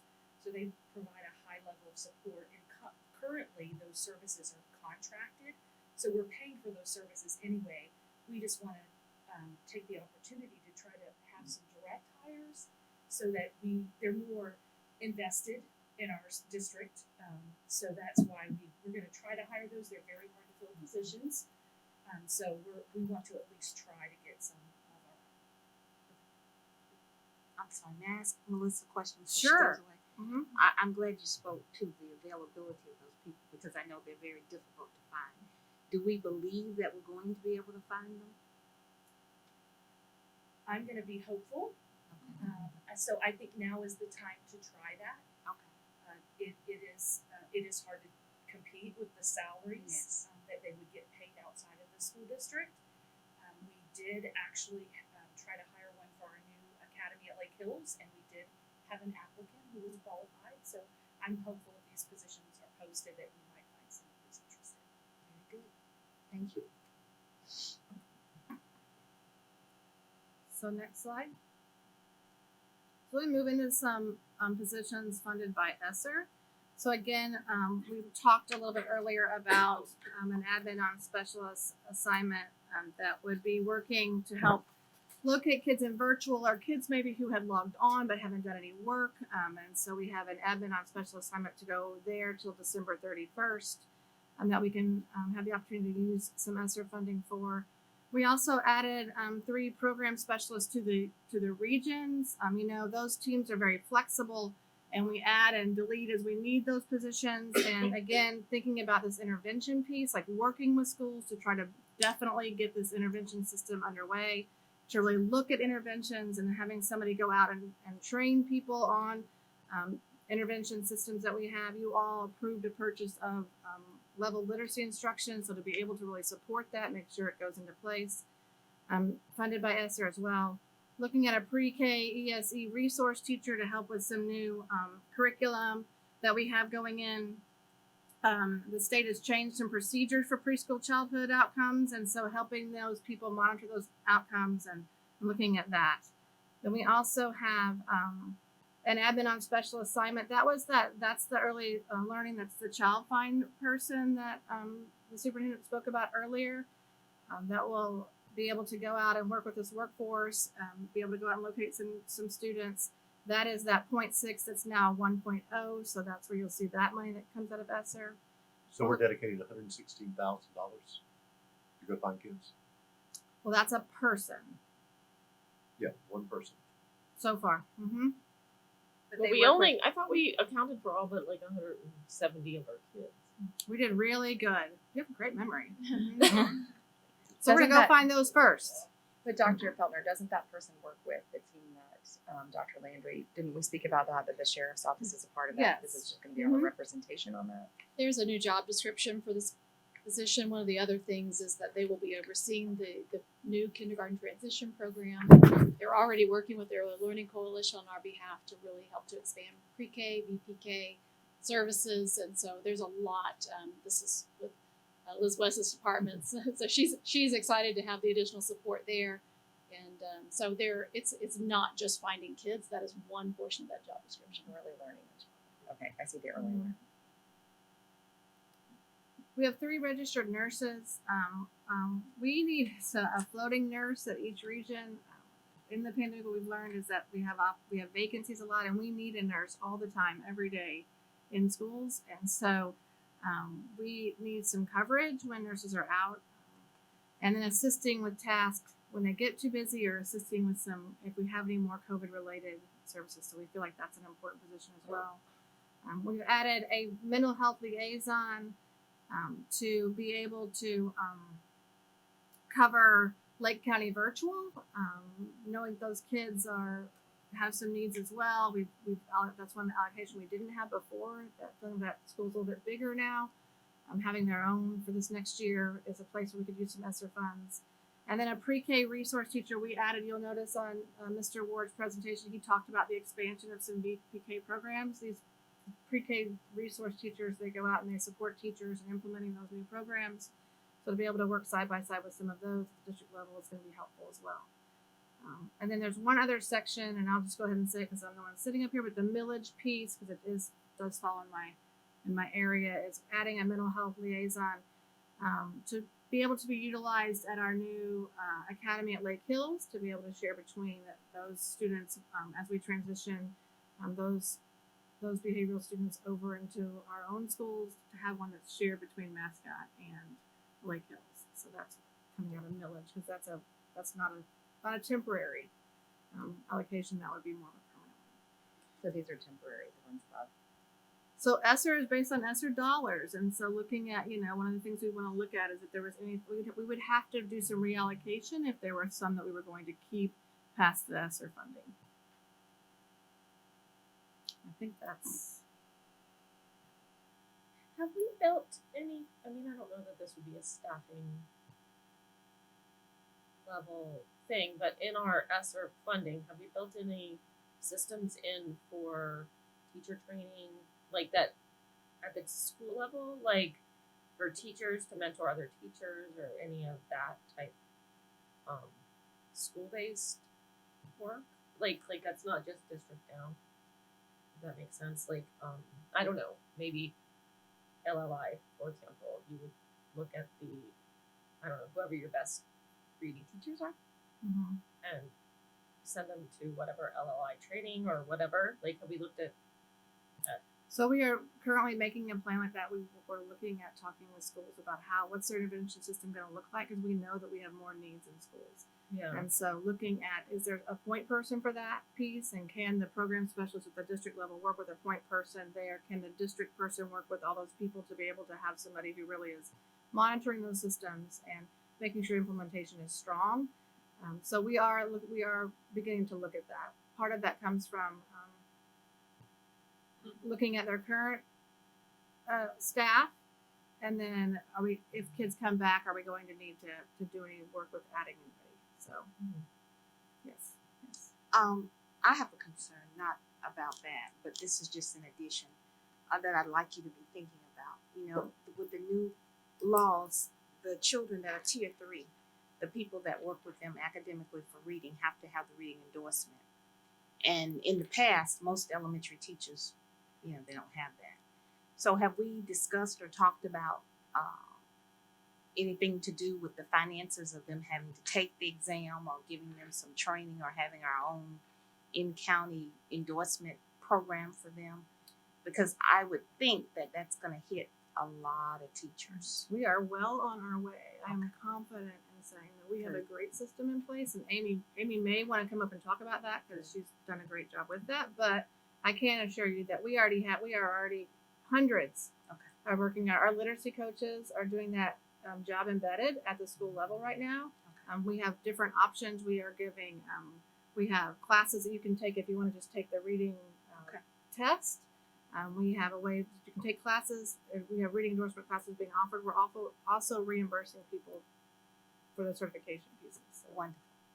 so yeah, we are whittling down on how many people we have left to get reading And- endorsed. I don't know, if this is Mr. Ward or you, but can we utilize one of those ESSER 1, 2, or 3 funds for that purpose?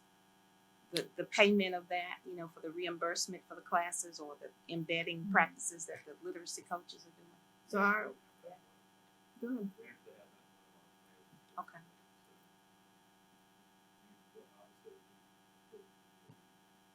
Obviously, you got it. So thank you. So with like, just sort of back to as I was thinking things through, with like LLI, so who at the school, I know that everyone gets like the, here you get it, we've given you a new series training, like for the summer training you mentioned, but what about like who gets trained for our intervention pieces? So our literacy coaches, it depends on if it's reading or math, right? So it could be our literacy coach, could be our CRT. They get some training. Oftentimes teachers go get training as well. We've been running Saturday classes for LLI, and believe it or not, 80 teachers are showing up, and so there's a vast amount of training going on, and that's one of the pieces that right now we have one district person training it, and with the help of some program regional people and also some other program specialists that come in as well. But we need to expand that, right? We need some more. So that's kind of the piece of in academic services, that person to be able to get some more people who can train it, to be able to go out and support people right there on the site, to be able to train it there. So that's part of what the 3 regional people would be definitely trained in, to be able to go out and support their elementary schools. It's much easier to think about that I have 6 or 7 elementary schools. I can work with somebody in CIA, or I can work with somebody in academic services, and we could go out and get those teachers trained really quickly. Anything else? You're gonna wrap up? Yeah, so just the last slide was the fiscal impact by category and funding source. So are there any other questions? If not, you'll see the staffing plan coming to you for your approval. And as our work group meets and we redefine how we might use some of the funding that's coming to us, we'll be bringing back any changes to you. So We're gonna take a 5-minute break, and then you can get set up, Tom. First, so Mr. Yoakum, if you can come up, and give your name, address, and you have 3 minutes. Although you don't need like time. Vance Yoakum, I'm talking as the chair of the Internal Audit Committee. I just found out about this. I've got copies of these documents. I've been one of the people that have been pushing to provide you with information, which is the audit risk database, which I believe that Tom has talked to you about, to indicate all the types of risks that are out there, and including the many areas that probably not been audited at all. And that's normally how you go in staffing your audit department. As I said before, it's common to have one auditor per $100 million in sales or assets, and you're nowhere near that. And so I wanted to bring up, because my view is that in the past, and you've seen some of the audits that Tom has done, he's just one guy going out there and looking and just asking questions, and you find out that they need and they come up with hundreds of thousands of dollars of savings. And I would point that out to any critics who say, well, this is an administrative position and we really should put it all into teachers. And I agree that's an important area, but you know, when you have somebody that can save $1 million, that hires a lot of teachers.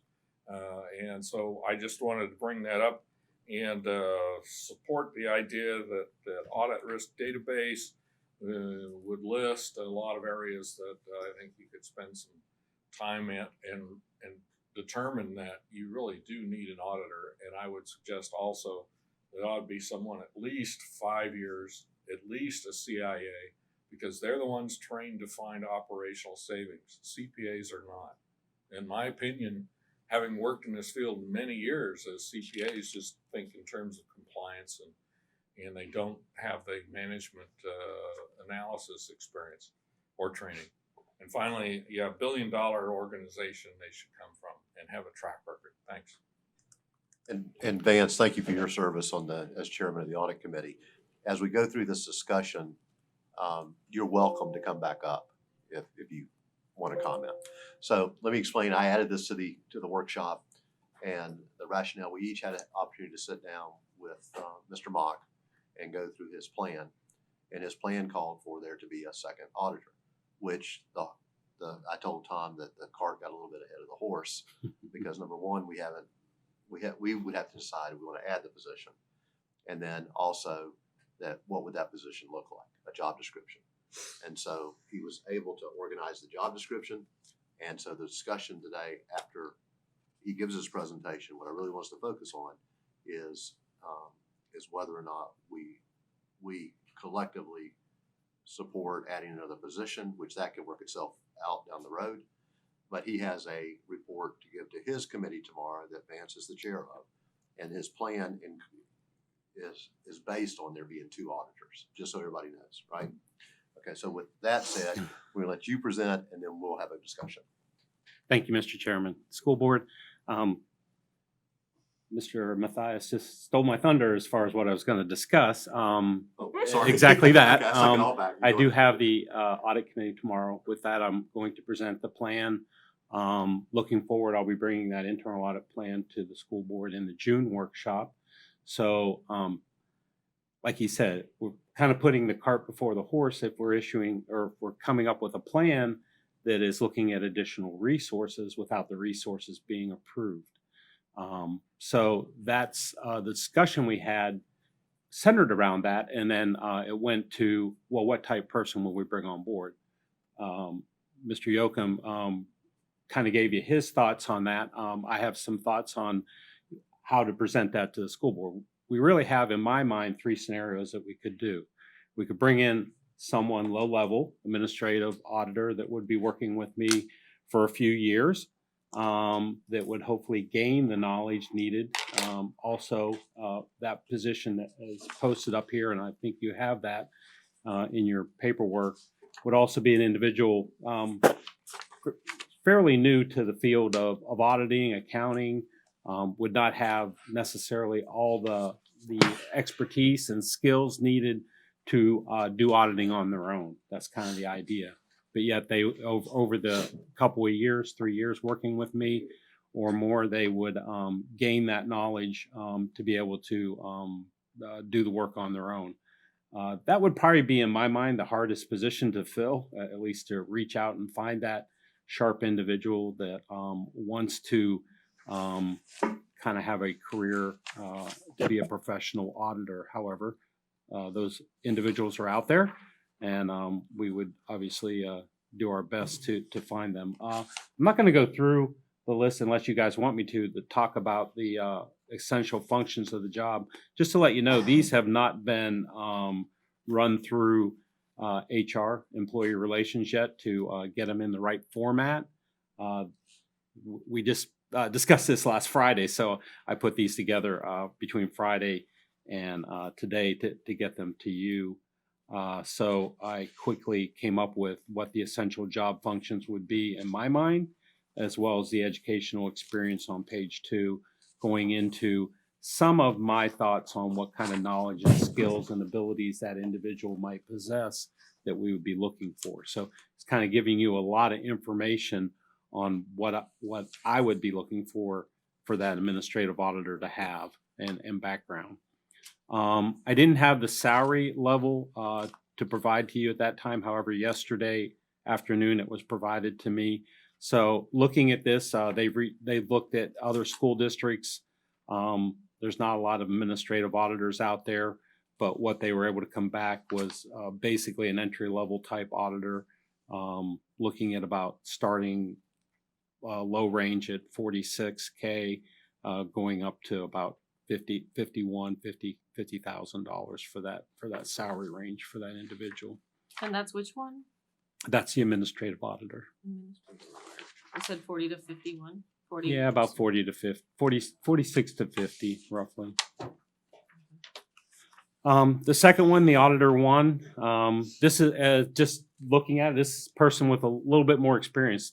They definitely have to have some auditing knowledge as well as accounting and with them. Maybe they've worked in a CPA firm. As Mr. Yoakum pointed out, we'd like to find someone with a certified internal auditor certification. However, I'm not sure there's an abundance of those individuals out there. What we would look for is their interest in sitting to obtain a certified internal auditor's certification. It's just a 4-part test that they would take through the Institute of Internal Auditors. So we could look for that individual that way. This person, again, comes with just a little bit more knowledge, minimum of 2 years that they've worked full-time in internal auditing, maybe external auditing. They have some accounting, business analysis work in their resume. So, and that they have obviously knowledge of the IIA standards as well as, the GAAP as well, general auditing background as well. And then jumping, that salary level would probably be about 62,000 to about 66,000 roughly. And then the auditor too, obviously we're looking for someone almost could hit the ground running basically. Wouldn't require much work as well, just basically getting knowledge and about Lake County schools, maybe a little bit of knowledge about how we do our business here. So this would be someone that could come in basically and jump in and run the internal audit function within a fairly short period of time. So we're looking for someone with minimum of 5 years of experience, maybe is going up to 10 years experience in internal auditing. This salary range would run about $67K on the low end to as high as $76,000. Is that like Glassdoor? What did you use for your pricing? Excuse me? What did you use for your salary ranges? Like, did you do like Glassdoor or something? Are these business salary ranges? Like, No, they reached out to what other school districts were paying for these type But- positions. But So this is a person comparable to you, right? This last one. pretty close. I came in with he has a lot more 25, 30 years experience. So no. So it'd Did be we pay you 76 to for the 100. 25 years. Would really could be the range. If you want to go up to 100, I mean, I think you would be looking for someone with good 20 years experience or more. I think I think your position is my description, basically, what the director of internal audit is at. But that's kind of what you and I spoke about, is that this person is almost your equal. Right? Almost. Right. That's what I'm saying. I think I mentioned that. It's almost my equal. Yeah. Someone that could come in within a year or two, basically be running without any. So it's someone that the board would look at is within a year They'd be the higher end transitioning of to the scale director that of you were saying. internal audit. You said 76 to 80. What you said. 76, yeah, 67 to 76. It could be higher. Oh, 66 to 76. What Yeah. would this person not have? The higher paid person of the three? What The- skill set would they not have? It just basically not have been here at Lake Experience? County Schools, yeah. A Okay. little bit of experience and maybe they have government, but maybe they don't have school district Okay. experience. I don't know what's out there. I haven't been fishing for a person for 15 years. So I used to have my pulse on the market. I could tell, well, back then it was the board of directors, the audit committee at the company. I could tell them, what was out there, what was available, how soon I could get them in. As a matter of fact, I was always I never was out of the job market there. I mean, you were constantly, if someone good came along, I quickly went to get the authorization to get them hired if I felt they were a really good individual. Thank you.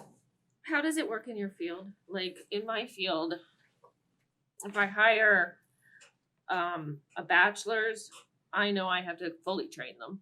If I hire a master's, it depends on where they come from Yeah. and their background. And if I hire a doctorate, I know that they can work side by side, Yeah. and we'll collaborate. So is that sort of that's just how science works. So is that how this rolls? Or what do you want? Like I often Like, it depends on the project, right? If I need somebody to hit the ground running, I might like look for a PhD, but if I'm looking for somebody to join the group and just and become a part of the group, I might choose a master's because I can help train them. Mhm. That's just a huge part of science Sure. and my field. So how is I don't know how your field, how I- accounting rolls. Do you Ideally, wanna I'd like train to. somebody up? Ideally, I'd like to look for someone that has had multiple audit skills. Basically, have done fraud audits, have done operational audits, done financial auditing.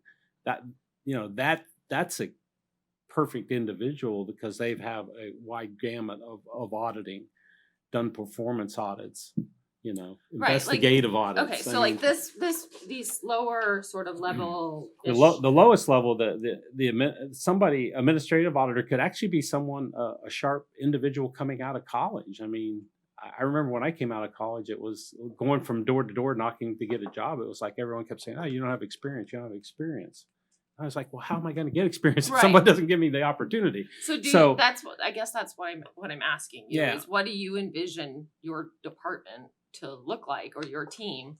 Because this person's going to be working with you, day to day. Do you want them? Do you want more of a mentor position, or do you? I would like want more of of an a. I would expert? like more of a mentor position, someone that comes in with a lot of, so that I could just help hand stuff off to, without much training and oversight. Okay, so some you want a higher oversight. level person. So I would ideally like the auditor too, because that person comes in with a lot of skill sets that could be a highly value added individual right day one, or within 30 days, basically. That makes sense to me. However, if you look at the administrative auditor type individual, that's going to be someone I need to work with side by side. That can take up a huge amount of time when if you're It takes a commitment, doing a which mentorship. I'm willing to do, because, like I said, I remember the day I was saying, "Help, give me a job." So just give me the training, and I knew I was sharp enough to pick it up and do it. And once somebody did give me that, I think I proved that. So I know there's a lot of those young kids out there. Like to call them kids since I'm in my 60s. So, but they're in their early 20s that just looking for the opportunity. Question is, does the board have the tolerance for me spending my time doing that, or would you rather have someone that comes in, hits the ground running, that's more of a value right away, that we can divide the audit work up. We can go together on a big audit project. Work together where we're getting the information done. I know there's been feedback from you. Can you do more audits? Can you do more audits? Well, yeah, I can do more audits if I have more time, which is more time is more resources. So, yeah. I mean, ideally, I'd like the auditor to go, but I just don't know what the what your view is on the availability of funding for this year. Like, for me, this gives us an opportunity to at least discuss what we're looking for in our internal audits, and that, and I just want to now mention that you also, I don't know, everyone got this report, right? From you? I think. Yes. You gave everyone the same yes, thing. I did give it up. Yes. So what piqued my interest is those districts that have greater general fund, but they're outsourcing. Mm-hmm. And would we be better off to outsource? Because we're doing that now. We are doing that have the now, yes. construction, we have the IT. I don't know what other. Pretty much it. I mean, we've done some other smaller projects, but pretty much those are But the then two. those are bringing in professionals that are specific to that skill set. Yes. And rather than adding a 60 to, or whatever you said, 40 to now $80,000, somewhere in that range, depending on what we choose. Yeah. I'd rather spend those money on audits where we have individuals that are competent in those fields, and not this whole learning curve thing that we're talking about. So I'm inclined not to add any positions and really have a conversation. Do we outsource the entire department? The whole department? Yep. I thought that an audit was like $80,000, $70,000. Which one? Like, how much is the CAFR every year? that we don't do the CAFR, but. No, no, They there's a don't whole do- bunch they of don't do audits. those. But Just the the Kurt one- excuse me, Benny, let I me- thought those audits were. Just Can the you ones speak on to that the number of list again. audits we have that really are outside of even what he's doing? So, the CAFR audit runs about 90,000. The internal accounts audit, and I'm sorry, I don't have that right off the top of my head, but I know in Alachua County, it was about another 70, 80,000. Depends on the number of schools. Those are outsourced already. And so those are outsourced already. Of course, every third year, the Auditor General comes in and they do it, and it doesn't cost us anything. So we only pay for the CAFR audit twice out of 3 years. I looked at Mr. Mock's program too, and it is all over the world. Traditionally, for years, most school districts hired internal auditors for internal accounts, and we do have another. By the way, we do have another auditor in our district. It works for me. Her name is Roni, and her primary responsibility is one, working with the bookkeepers at each school, training, helping, assisting. But she also performs a lot of audit work too. She verifies that they're doing their revenues correctly, expenditures correctly, and bank reconciliations, principals signing off like they're supposed to. She finds findings throughout the year, and she records those, and she gives them to Tom, and Tom rolls them together into an internal audit and provides it to you guys. But a lot of the field work is actually done by Roni. So it's not like it's just Tom in our area. And I'm not trying to take anything away from Tom. I'm just making sure everybody understands. When you look at that and you look at like Duval County, I think has 8 auditors. I'm shooting off the top of my head. So Yes, I remember the number. And they release one report. But that one report is the internal account audit for 120 schools. Right. So, I think it's hard to say, well, Tom does 7 reports, they do 1 report, so Tom's doing 7 more times the work than 8 auditors in Duval County. I don't think he was really trying to represent that, but I do know doing a full report is more work than just doing the field work, but it really depends on the size of the district and what all is being audited. So, and a lot of school districts have subbed out or contracted for a lot of those services. And so, it's kind of all over the place. I think more traditionally, recently, or less traditionally, more recently, they are, because of the change in the statute, looking at bringing in more in-house and looking at other areas to audit. But I think I think to train an auditor to handle a variety of things that a school district is responsible for is difficult. I think if you're going to do it where you're going to do it in-house, I would actually say you're probably going to need more than 2 auditors if you're going to try to cover all of the areas that need to be looked at in the district. In the case of the recent external audit with the IT and with the construction, you've got someone who is already a trained person, you've got someone that's already a skilled person, and they're very familiar with that industry, and they're also very familiar with school districts. And they brought that expertise in, and it was very valuable to the school district. And I want to say that the end of contract audit was only like $15,000. Is that Cool. correct?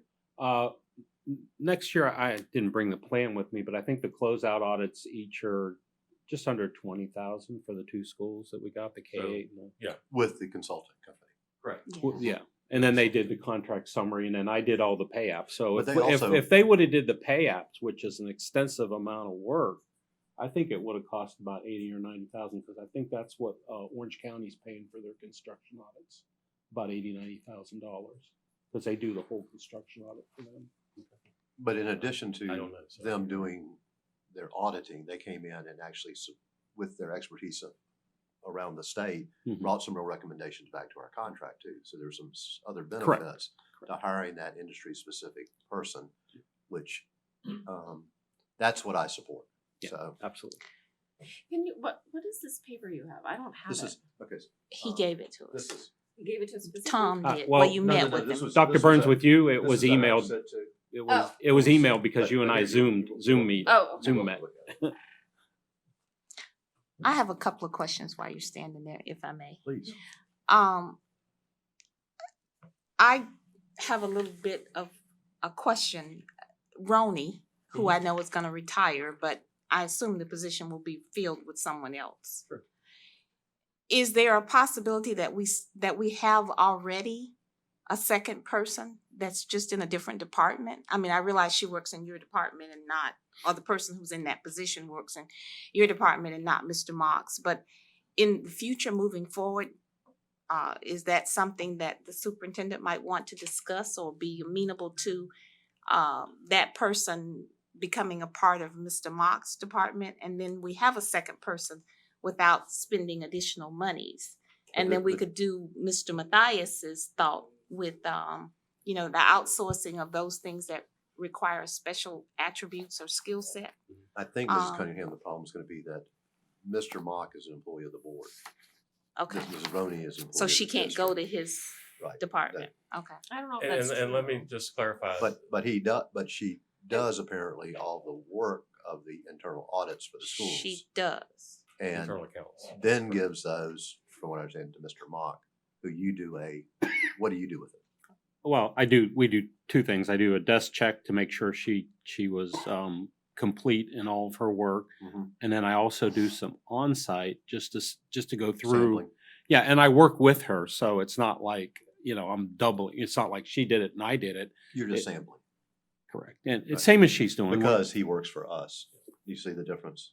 Right, I understand that he reports directly to the board and she reports in a different manner, but her reports are given to him, which you compile and present to us, correct? Yeah, and in the field of auditing, she does more than auditing, which is Right. we view as a little bit of a hindrance. In other words, she's actually Who's doing we? some of the work, she's doing the training, Right. and then she's going back, and in some cases, she's auditing her own work. In other words, she knows very well that it was done, how it was done, because she may have done it, or she may have trained the person to do it. Right, Where the auditor comes in, I haven't done the work, I haven't been doing the work, so I'm looking at it from a fresh gotcha.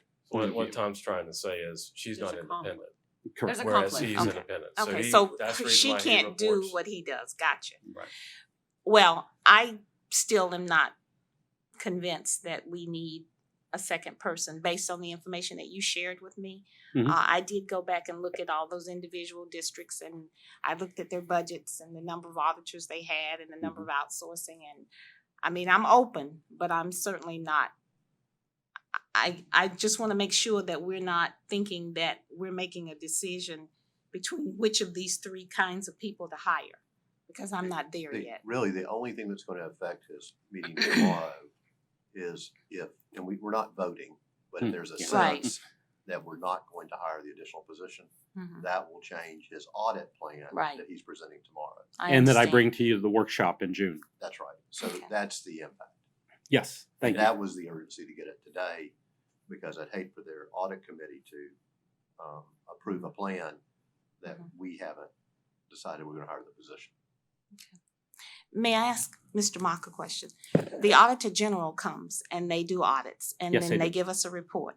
In their report, they point out areas of concern. Do you ever consider those when I know we can give you individual things that we may want to see audited, Yes. but you also submit things that you think should be audited. Yes. Do you ever consider those against what the Auditor General has already found a problem with? Yes. Okay. And they have actually a new procedure that I think Mr. Ward brought or told you about the last time is they have 90 days to follow back up with the audit Mhm. general now and tell them that they've fixed these things and how they fixed them. Okay, so it could So- be wrong and then not. Yeah, so depending on what the finding is and I may need to go in and verify that the fix did, I guess, take and that it is doing what they intended to do.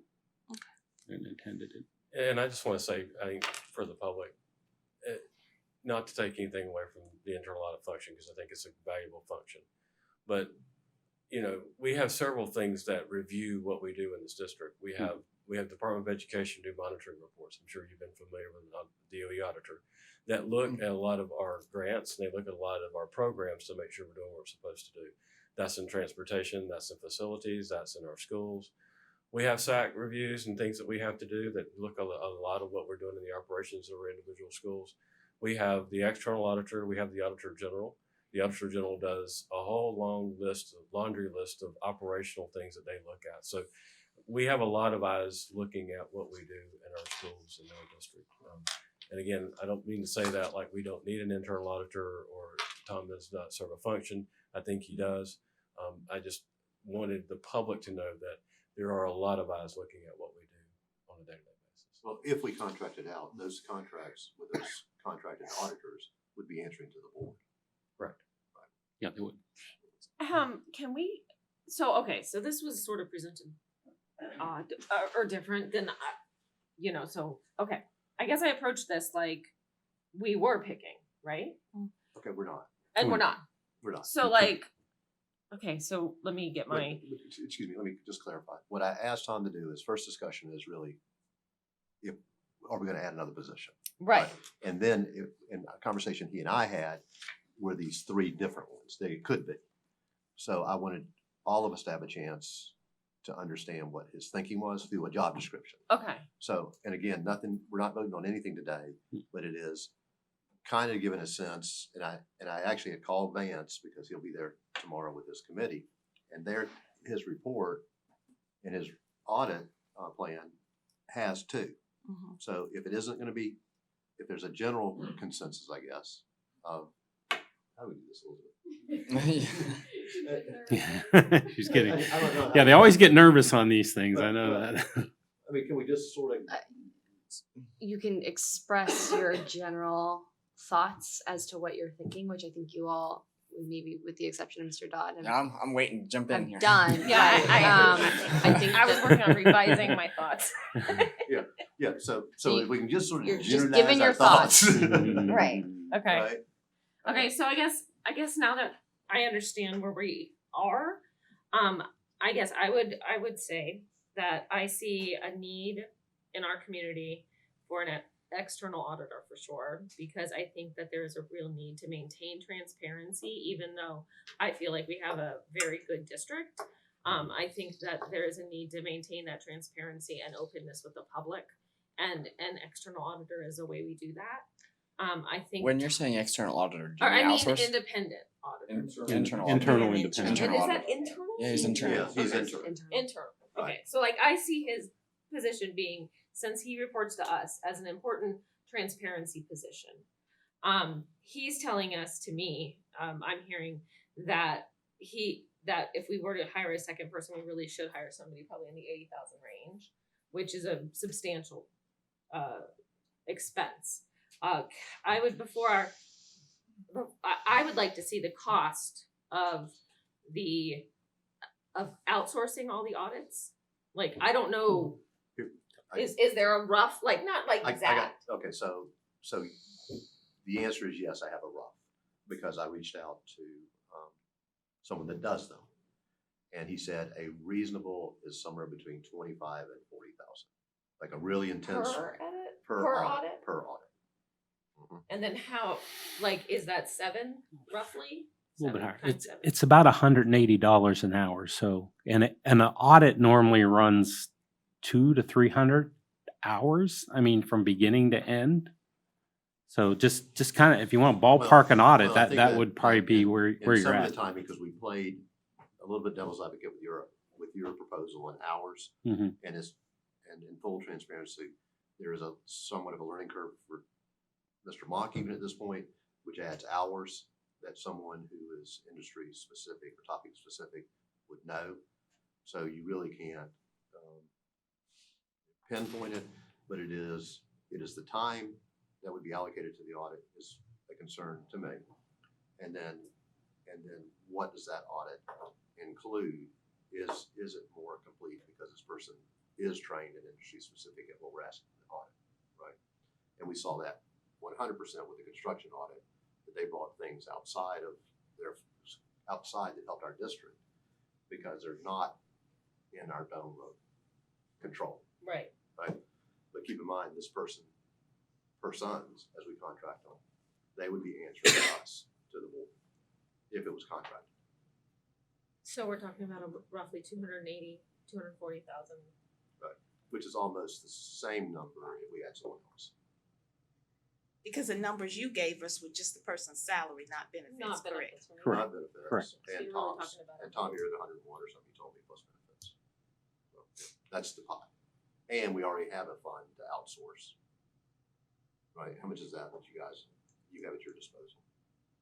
It's as we need it. Mr. Ward finds the money when we But have it's a paid- need to do an outsourced audit. It's paid for But different. we've already paid, we're paying for the construction audit out of out of the. Correct. It's coming out of construction. capital. That's right. And the IT came from, They come out of general, but That came out of general. what we've done in the past and prior to last year, Tom always had like a $50,000 number sitting there to that's go what I out. remember, there was. And but what we did last year was, after Tom and I talked, was we changed that to 0.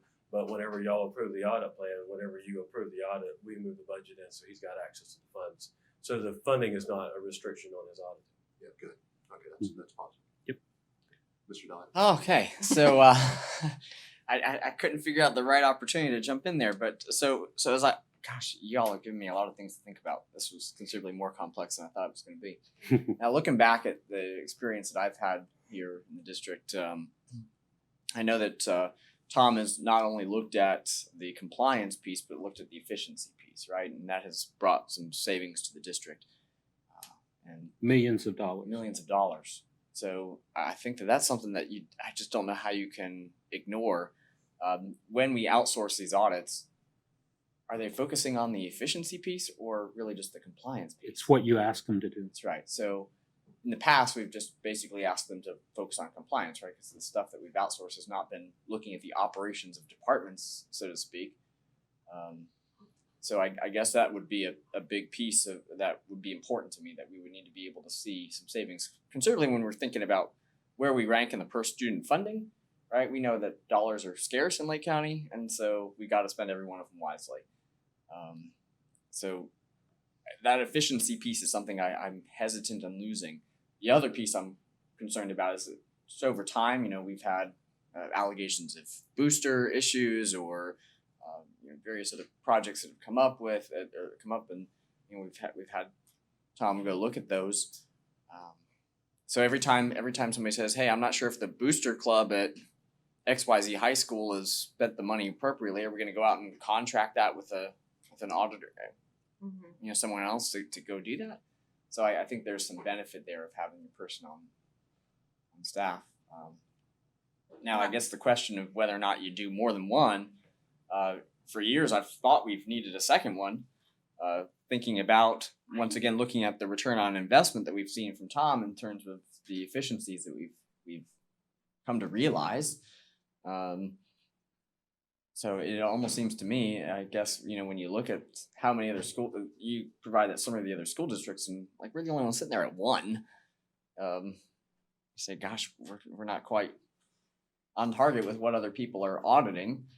My first inclination was say, okay, well, looking at the number of outsourced things that we've got on this plan next year, all these construction audits, I thought, well, gosh, maybe you hire somebody with that kind of experience.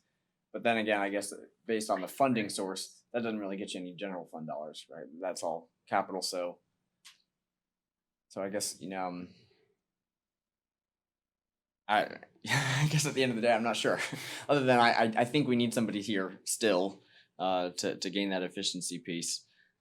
That I don't know that these outside groups would come unless we're prepared to pay for that. Unless we're prepared to say, well, and then in which case I'd like to look at the cost of what does it cost to have an internal auditor reporting directly to the board, looking at the efficiency and the compliance pieces, as well as all these little pop-up things that come along, versus what would be the cost to have all of that outsourced. Somebody looking at the efficiency, somebody looking at the compliance, somebody looking at the pop-up things that we just need to have from accountability for the public.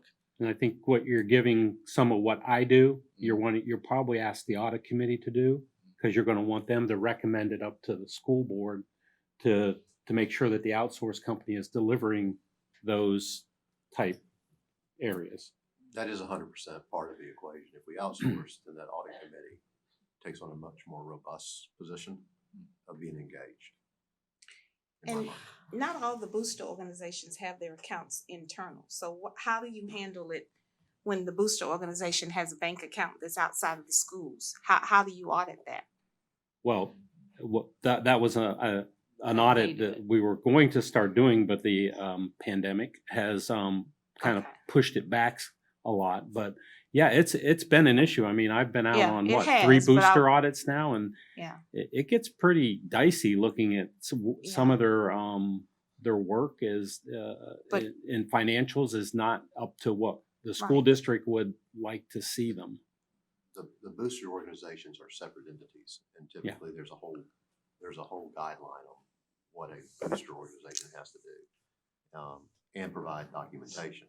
And they, So- yeah, so- and many have their own audit committee, or Many Oh, have they- their they- own they do accounts audit. outside It's of the their own school, so accountant. that's my question. How do you gain access? How do you adequately audit a Well, booster right. organization that They're doesn't? required to give you information. Correct. But you're, As right, part I of- understand, but you're only getting what they give you. You don't have the same ability to audit them as you would if they were an internal account, because you have control and access. That's 100%. Right, you would have to request their paperwork Okay. to go along with their financials and bank statements that Okay.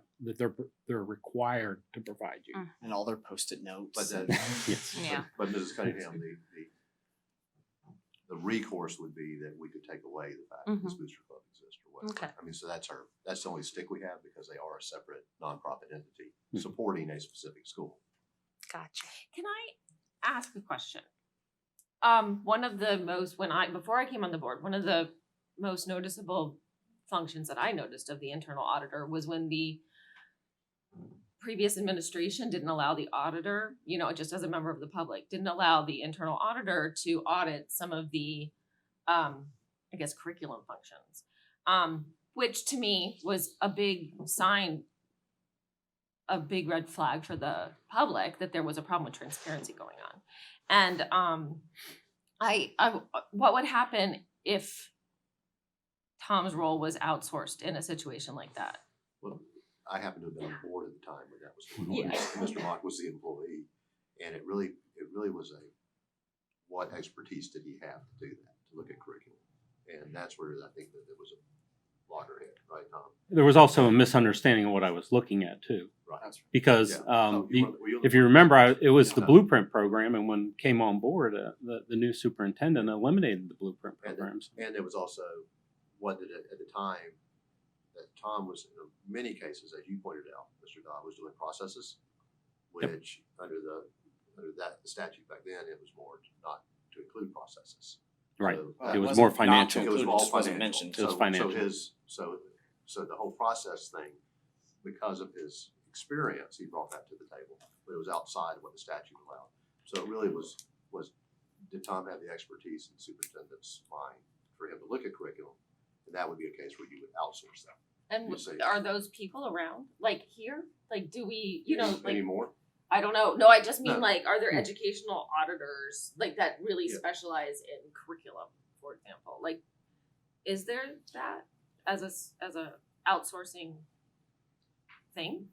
Consultant. They're Like, how would you? probably That's not- the kind they're of situation. Yeah, they're probably not certified internal auditors because their experience probably was in education for a number of years.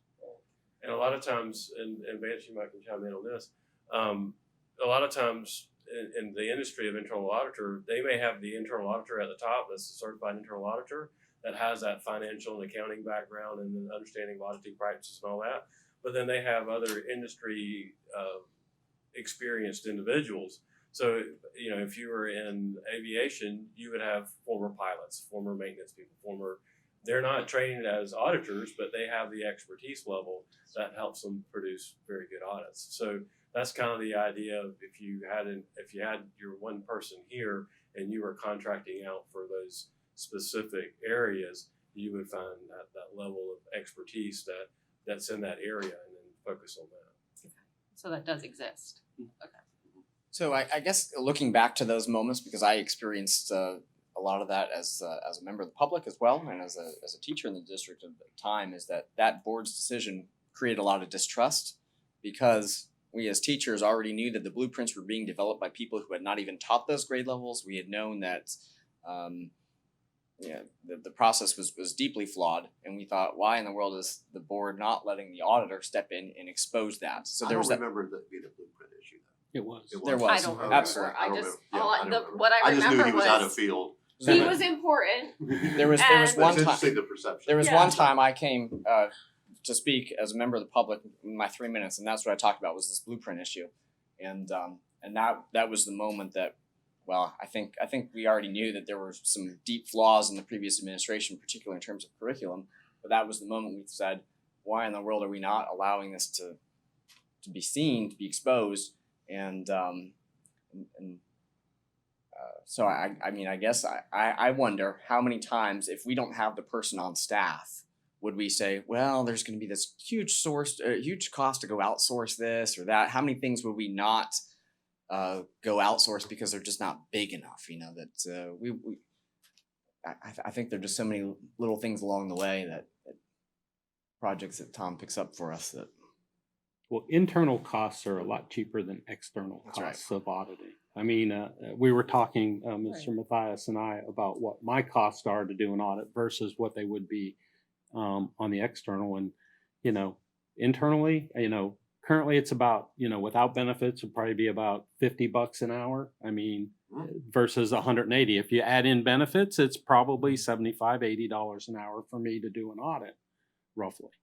So you can pretty much take my hours and divide my salary I and agree with benefits, Mr. Dodd and you'll about the figure it return out. on investment for sure. But we know for sure it's $180 right now per hour to do an external audit. So I mean, you're looking at almost $100 an hour more, maybe a little less, but roughly $100 an hour more per hour. Yeah, I'll address several issues. One is that coming from the business world, they have corporate governance responsibility, the board members. I don't know how much you've been exposed to that or if it's part of your training and even if you went through that certification program. It is. But it's starting to sound like there isn't a whole lot about responsibility for making sure that you have a process for investigating and reviewing operations on an independent manner.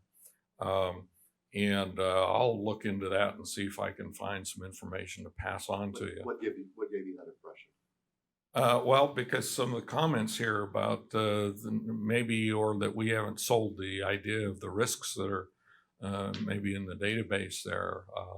But the pushback, because you're talking about a $700 million organization and you're worried about spending $80,000 to maybe go out and save $1 million. My personal experience is that in almost every place I've worked, the internal auditors have done compliance work, they've done regulatory compliance work, and they've done performance metric work. That's what comes from the certified internal audit focus versus the CPAs. A lot of their background is strictly accounting standards and following financial procedures, and they don't get into, and I personally have dealt with I've had to counsel out people who had full CPAs from Big Four accounting firms because they couldn't figure out how to audit to save anything.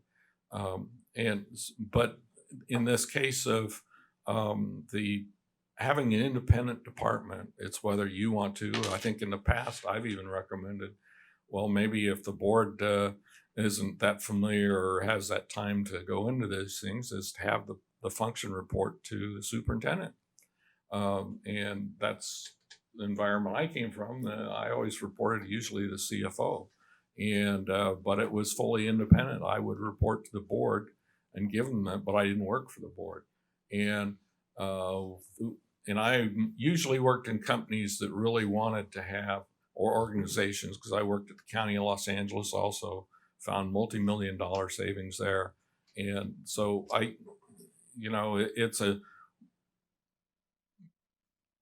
will probably try and put together some case studies. I've done that in the past, going back several years, about some of these things that come up at other schools. And to me, I think that there's a lot of areas that are left under the table that you're not looking at with a fresh set of eyes, whether it's somebody that reports to the board or reports to even Scott, his person, he probably does look at some things that we might look at.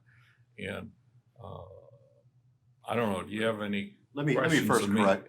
No, we didn't have any to start with. You just All came right. up. but Well, it's but, his fault. but let me. I would It's like his to fault.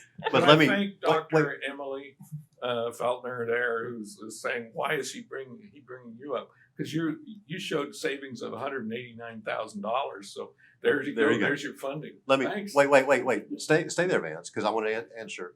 First of all, from my seat, I'm not saying that we're not going to spend $80,000 Yeah. in order to save $1 million. I'm saying we may end up spending more for someone who is specific to the topic, who really and knows I how don't to disagree audit. with outsourcing either. It's the Right. risk that I'm looking Yeah. at. Because I've used and talk about academic audits. I've borrowed people from manufacturing plants that were specialists in it, and then we would go do a joint audit on other plants that had some weaknesses. And in this case, I could perceive where maybe you get one really sharp AP and they join him for 3 weeks and he goes into another high school that has problems, and you start looking at their work processes. And it isn't to evaluate, the academic decisions that they make about what's in a curriculum, but okay, you decided this, now you follow the process and see if it's being followed. And that's what you want to review. And that person we're hiring would be for that specific item, whatever the subject is, the subject matter, that they would understand that particular issue that we want looked at as a board. And so we're eliminating the learning curve, if you will. And that's what, being completely transparent, Mr. Mock and I spoke about, that most of the time his learning about the subject we've asked is to learn it almost takes longer than the actual audit time. And that way we're hiring these people on the run that already know what they're already trained. My already only- have access. And I'm not saying, we're not really making a decision to outsource completely, although I broached the subject. What we really, I think, need to make a decision about right now we need to give some indication is whether or not we're open to another position. Because that's his whole plan tomorrow, depends on that. So and I don't disagree with having experts come in and look at this. I guess my concern is every time one of these things come up, we're gonna say, well, what does the expert cost to do this? My goodness, we should just have the person on staff, for their learning curve, or some of these very nuanced projects that kind of come up. I guess I kind of have some flashbacks to the class size. I know at that time the board had spent a lot of money for a 2-page report, and I said, gosh, if only they had asked a single teacher who had a class out of compliance, we could have told you exactly where the problem was. Mhm. But that group produced nothing for, I think it was like $50,000. It was terrible. Yeah. and so that's where I was like, gosh, why not have our internal person do it? We've got somebody who reports directly to the board. Have them go out and find out where this is. There's some benefit to having this accountability right here. That Tom knows we're going to do an evaluation on him every year ish. And we could bring him in whenever we want and talk, more. I think you lose that with this outsourcing for everything. I agree with, I'm concerned to lose a point person for sure. But no, okay, well, we're only deciding, I just wrote the subject. That would be for another day. We really just need to make this sort of an idea of whether or not we would outsource any. So what we would comes off outsource the or How about generally, are you in favor of additional resources? So- no, so- my answer is no. That would be interesting to so know. so the question is, okay, so you've obviously written this plan for Yeah. there being a second person. Oh, so- more so resources. Why that's- don't we just talk about more? for more You could resources. outsource those resources. right. You wouldn't So- have to not necessarily hire. So without the additional resources, Mhm. I mean, aside from the constructions, because I figure we're going to do all those, right? Yes. Regardless. Yes. So But already- without the additional resources, what comes off this plan that doesn't get done, or that would force the board to have to allocate additional resources? Like what is beyond those your hours that could not, limits? basically those hours I that think could we not be need- Do you completed. have detail? Do you, Right. when you look at the Because list? The plan. so how many hours do you have versus how Well- many hours are on here? Could I get that discussion with the audit committee tomorrow? That way, when I bring it forward, I could Not let if you you know want what us came to off, and answer. you could let me know. Well, that I don't like that coming off. Well, for me, the confusion is we can't decide, Yeah, you can't decide. and yet you really need us to tell you whether you were gonna have additional resources or not. Or I For leave your- here with the strong feeling that you're in favor of additional. Well, I'll be honest with you, in resources. order for me to have I a don't know you gotta strong start favoring. opinion on one side or the other, I Mhm. need more information. Right. I need more information about the outside. Well, I wasn't Outsource. considering completely outsourcing because I didn't know that was an option, but I would certainly need to know, I need factual information that I can compare. Mhm. And I don't think we've had that. just I was wanna never remind- asked to bring that, so I didn't. I just want to I remind the wasn't board prepared. too that the audit plan comes back to you for a workshop and then final approval.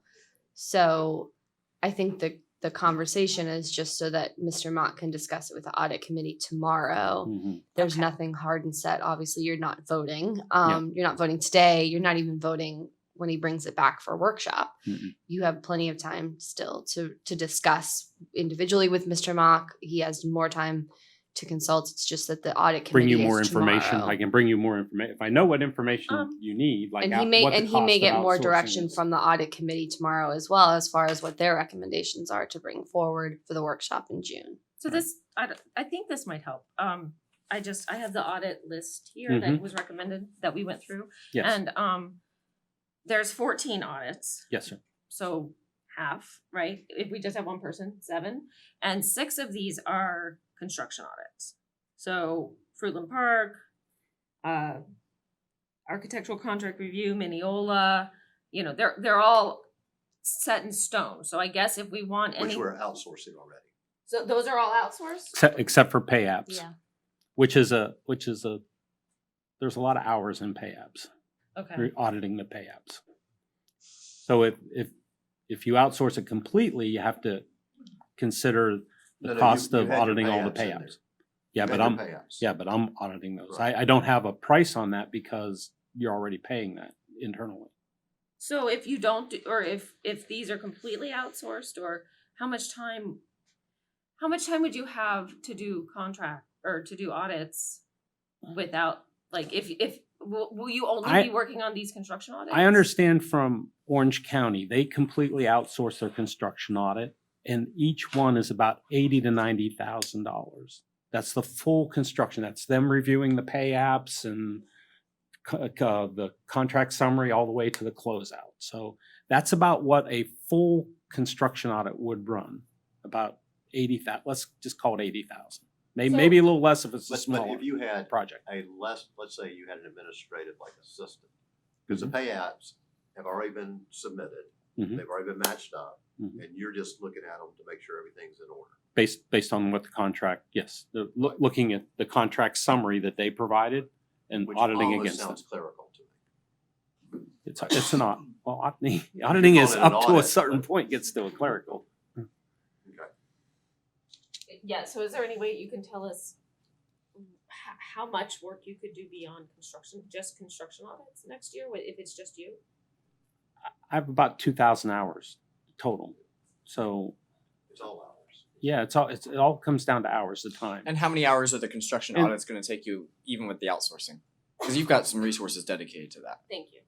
To right. what? to the construction audits. Even Yeah, though they're the payout. outsourced, there's time dedicated to you. For the pay apps. So that's right. So how many? Because this $80,000 times 7 seems astronomical, right? So clearly we're not going to have them do all that work, right? It's much more cost efficient for you to be doing some of that work. That's what I've been trying to do. That's right. And So- I understand the chairman's point, but since you have one auditor, I do all the functions from the top to the bottom. So if I was a department of 10, like you said, I would give that stuff to the low level person. I am the low level, the middle level, and the top level. So just FYI, there is no one for me to hand stuff off to. So So I do everything from time sheets to So if you risk continue doing assessment. that work there with the outsourced construction audits, how many hours does that leave you for other things outside of construction? I don't have my sheet in front of me, but I'm sorry. But I mean, I think I budgeted like 160 hours for Well, again, I think review of that- the pay that apps for a we're project. getting too Yeah, you're much kind of Not getting in the down weeds. into the Then what we're detail. trying to do is, and maybe what happens, Mr. Mock and Mr. Yocum, is y'all explore both scenarios within your own committee. That may Yeah, help that's us get some clarity. I think probably we can just come up with an audit plan that is, him plus another position plus these outsourced construction audits, you can look it down and then you've got an idea and we've got an idea. And if he doesn't get another position, you can see which ones are not going to get audited and That would make be that very helpful. determination. If- And I think if that within probably the sounds like, scope of your committee. because normally I've done it with a full database of like maybe equivalent of 5 auditors when I got 2, or 3. And then you see all of the, okay, if we, and Yes. you would be involved in prioritization decisions too. You can make recommendations and then you can see what positions are not covered. There's no staff to cover them, just like many other departments here have. And they have things that they like to work on, but they don't have the staff, so you just prioritize it. But I guess my main objective here is to have at least, say, the equivalent of 3 audit years of work on a list that then you can look at, you can prioritize it, you can see what is not being scheduled or funded for auditing, and then you make that risk decision. Because I think there's a lot of risk, and then part of it maybe is just from my experience, whereas you don't realize, for instance, analyze facilities. Where's the floor space? How much are you using? Another one is have somebody ride along with the bus drivers and see what they're doing and find out what are the types of issues. And you find out what side of issues could be brought up. I've actually sat and talked, she may laugh, but I've talked with union people, found out some problems that were caused by middle level management. We got it resolved and actually put off a strike. So that's the type of thing that a good auditor can do. And so I just You guys wanted to can get have the that. information to you to make the decision. I like that. I appreciate you I coming. appreciate it. I really do. And I think that you guys can have a pretty robust discussion tomorrow. And now we have 2 different scenarios maybe. And then Vance Okay. and Tom, you can maybe come back to our next workshop. That's what we'll be. Can I quickly mention that Ms. Yeah. Luke cannot make the audit committee? Would another board member be willing to come as a liaison? Okay. That's my anniversary tomorrow. So I'm in. When is it? Like I Tomorrow can do at it. noon. I can do it. Here, back here in I think Oh, okay. But- conference room A. But yeah, we definitely need to have, a board you know member. that Are you gonna Mrs. do Luke it? is not gonna be here? Yes, she told You me. have a Oh, she million told you she's not gonna be here? committees. She's off to Not States. really. That would interest me. Are you? Oh no, you No, can. I mean, if you have time. well, I mean, I can teach school with my kids. So if you have time, it's okay.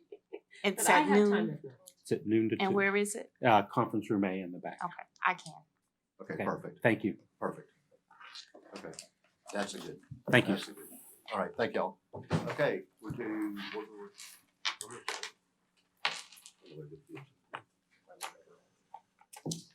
I'll reserve mine till Monday. Okay, just kind of. The only thing I wanted to say to the people who worked on the staffing committee, well, the naming committee, I think you did an excellent job. The staffing committee, all the areas, I think you handled that quite well. I like the way that you look to not take away positions without being able to find a new funding source or a partial funding source such that we continue to have those services. So thank you. That's it. Dr. Burns, Yeah, I agree with her. I'll hold comments until Monday. I'll hold comments. Superintendent. Just real quick, don't forget we have executive session on Monday at 5 p.m. Also, it was mentioned today a couple of times, the next workshop being on June 7th. So I just wanted you to check your calendars and let me know if you're available. Our regular 9:30 time, that will be for Mr. Mock to present whatever the final audit plan looks like. We also had a request from Gray Robinson to come back and give you an update on the session. That should be a pretty short presentation since they were pretty much locked out of being able to get in to talk to most legislators. And then the pupil progression plan is also on that agenda as well. And I just want to wish the Eustis softball girls best of luck, and they got this, and we're hoping that they're going to come away with the state championship. Go Lady Panthers. Yeah, go Panthers. Elizabeth. No comments. Okay, meeting adjourned.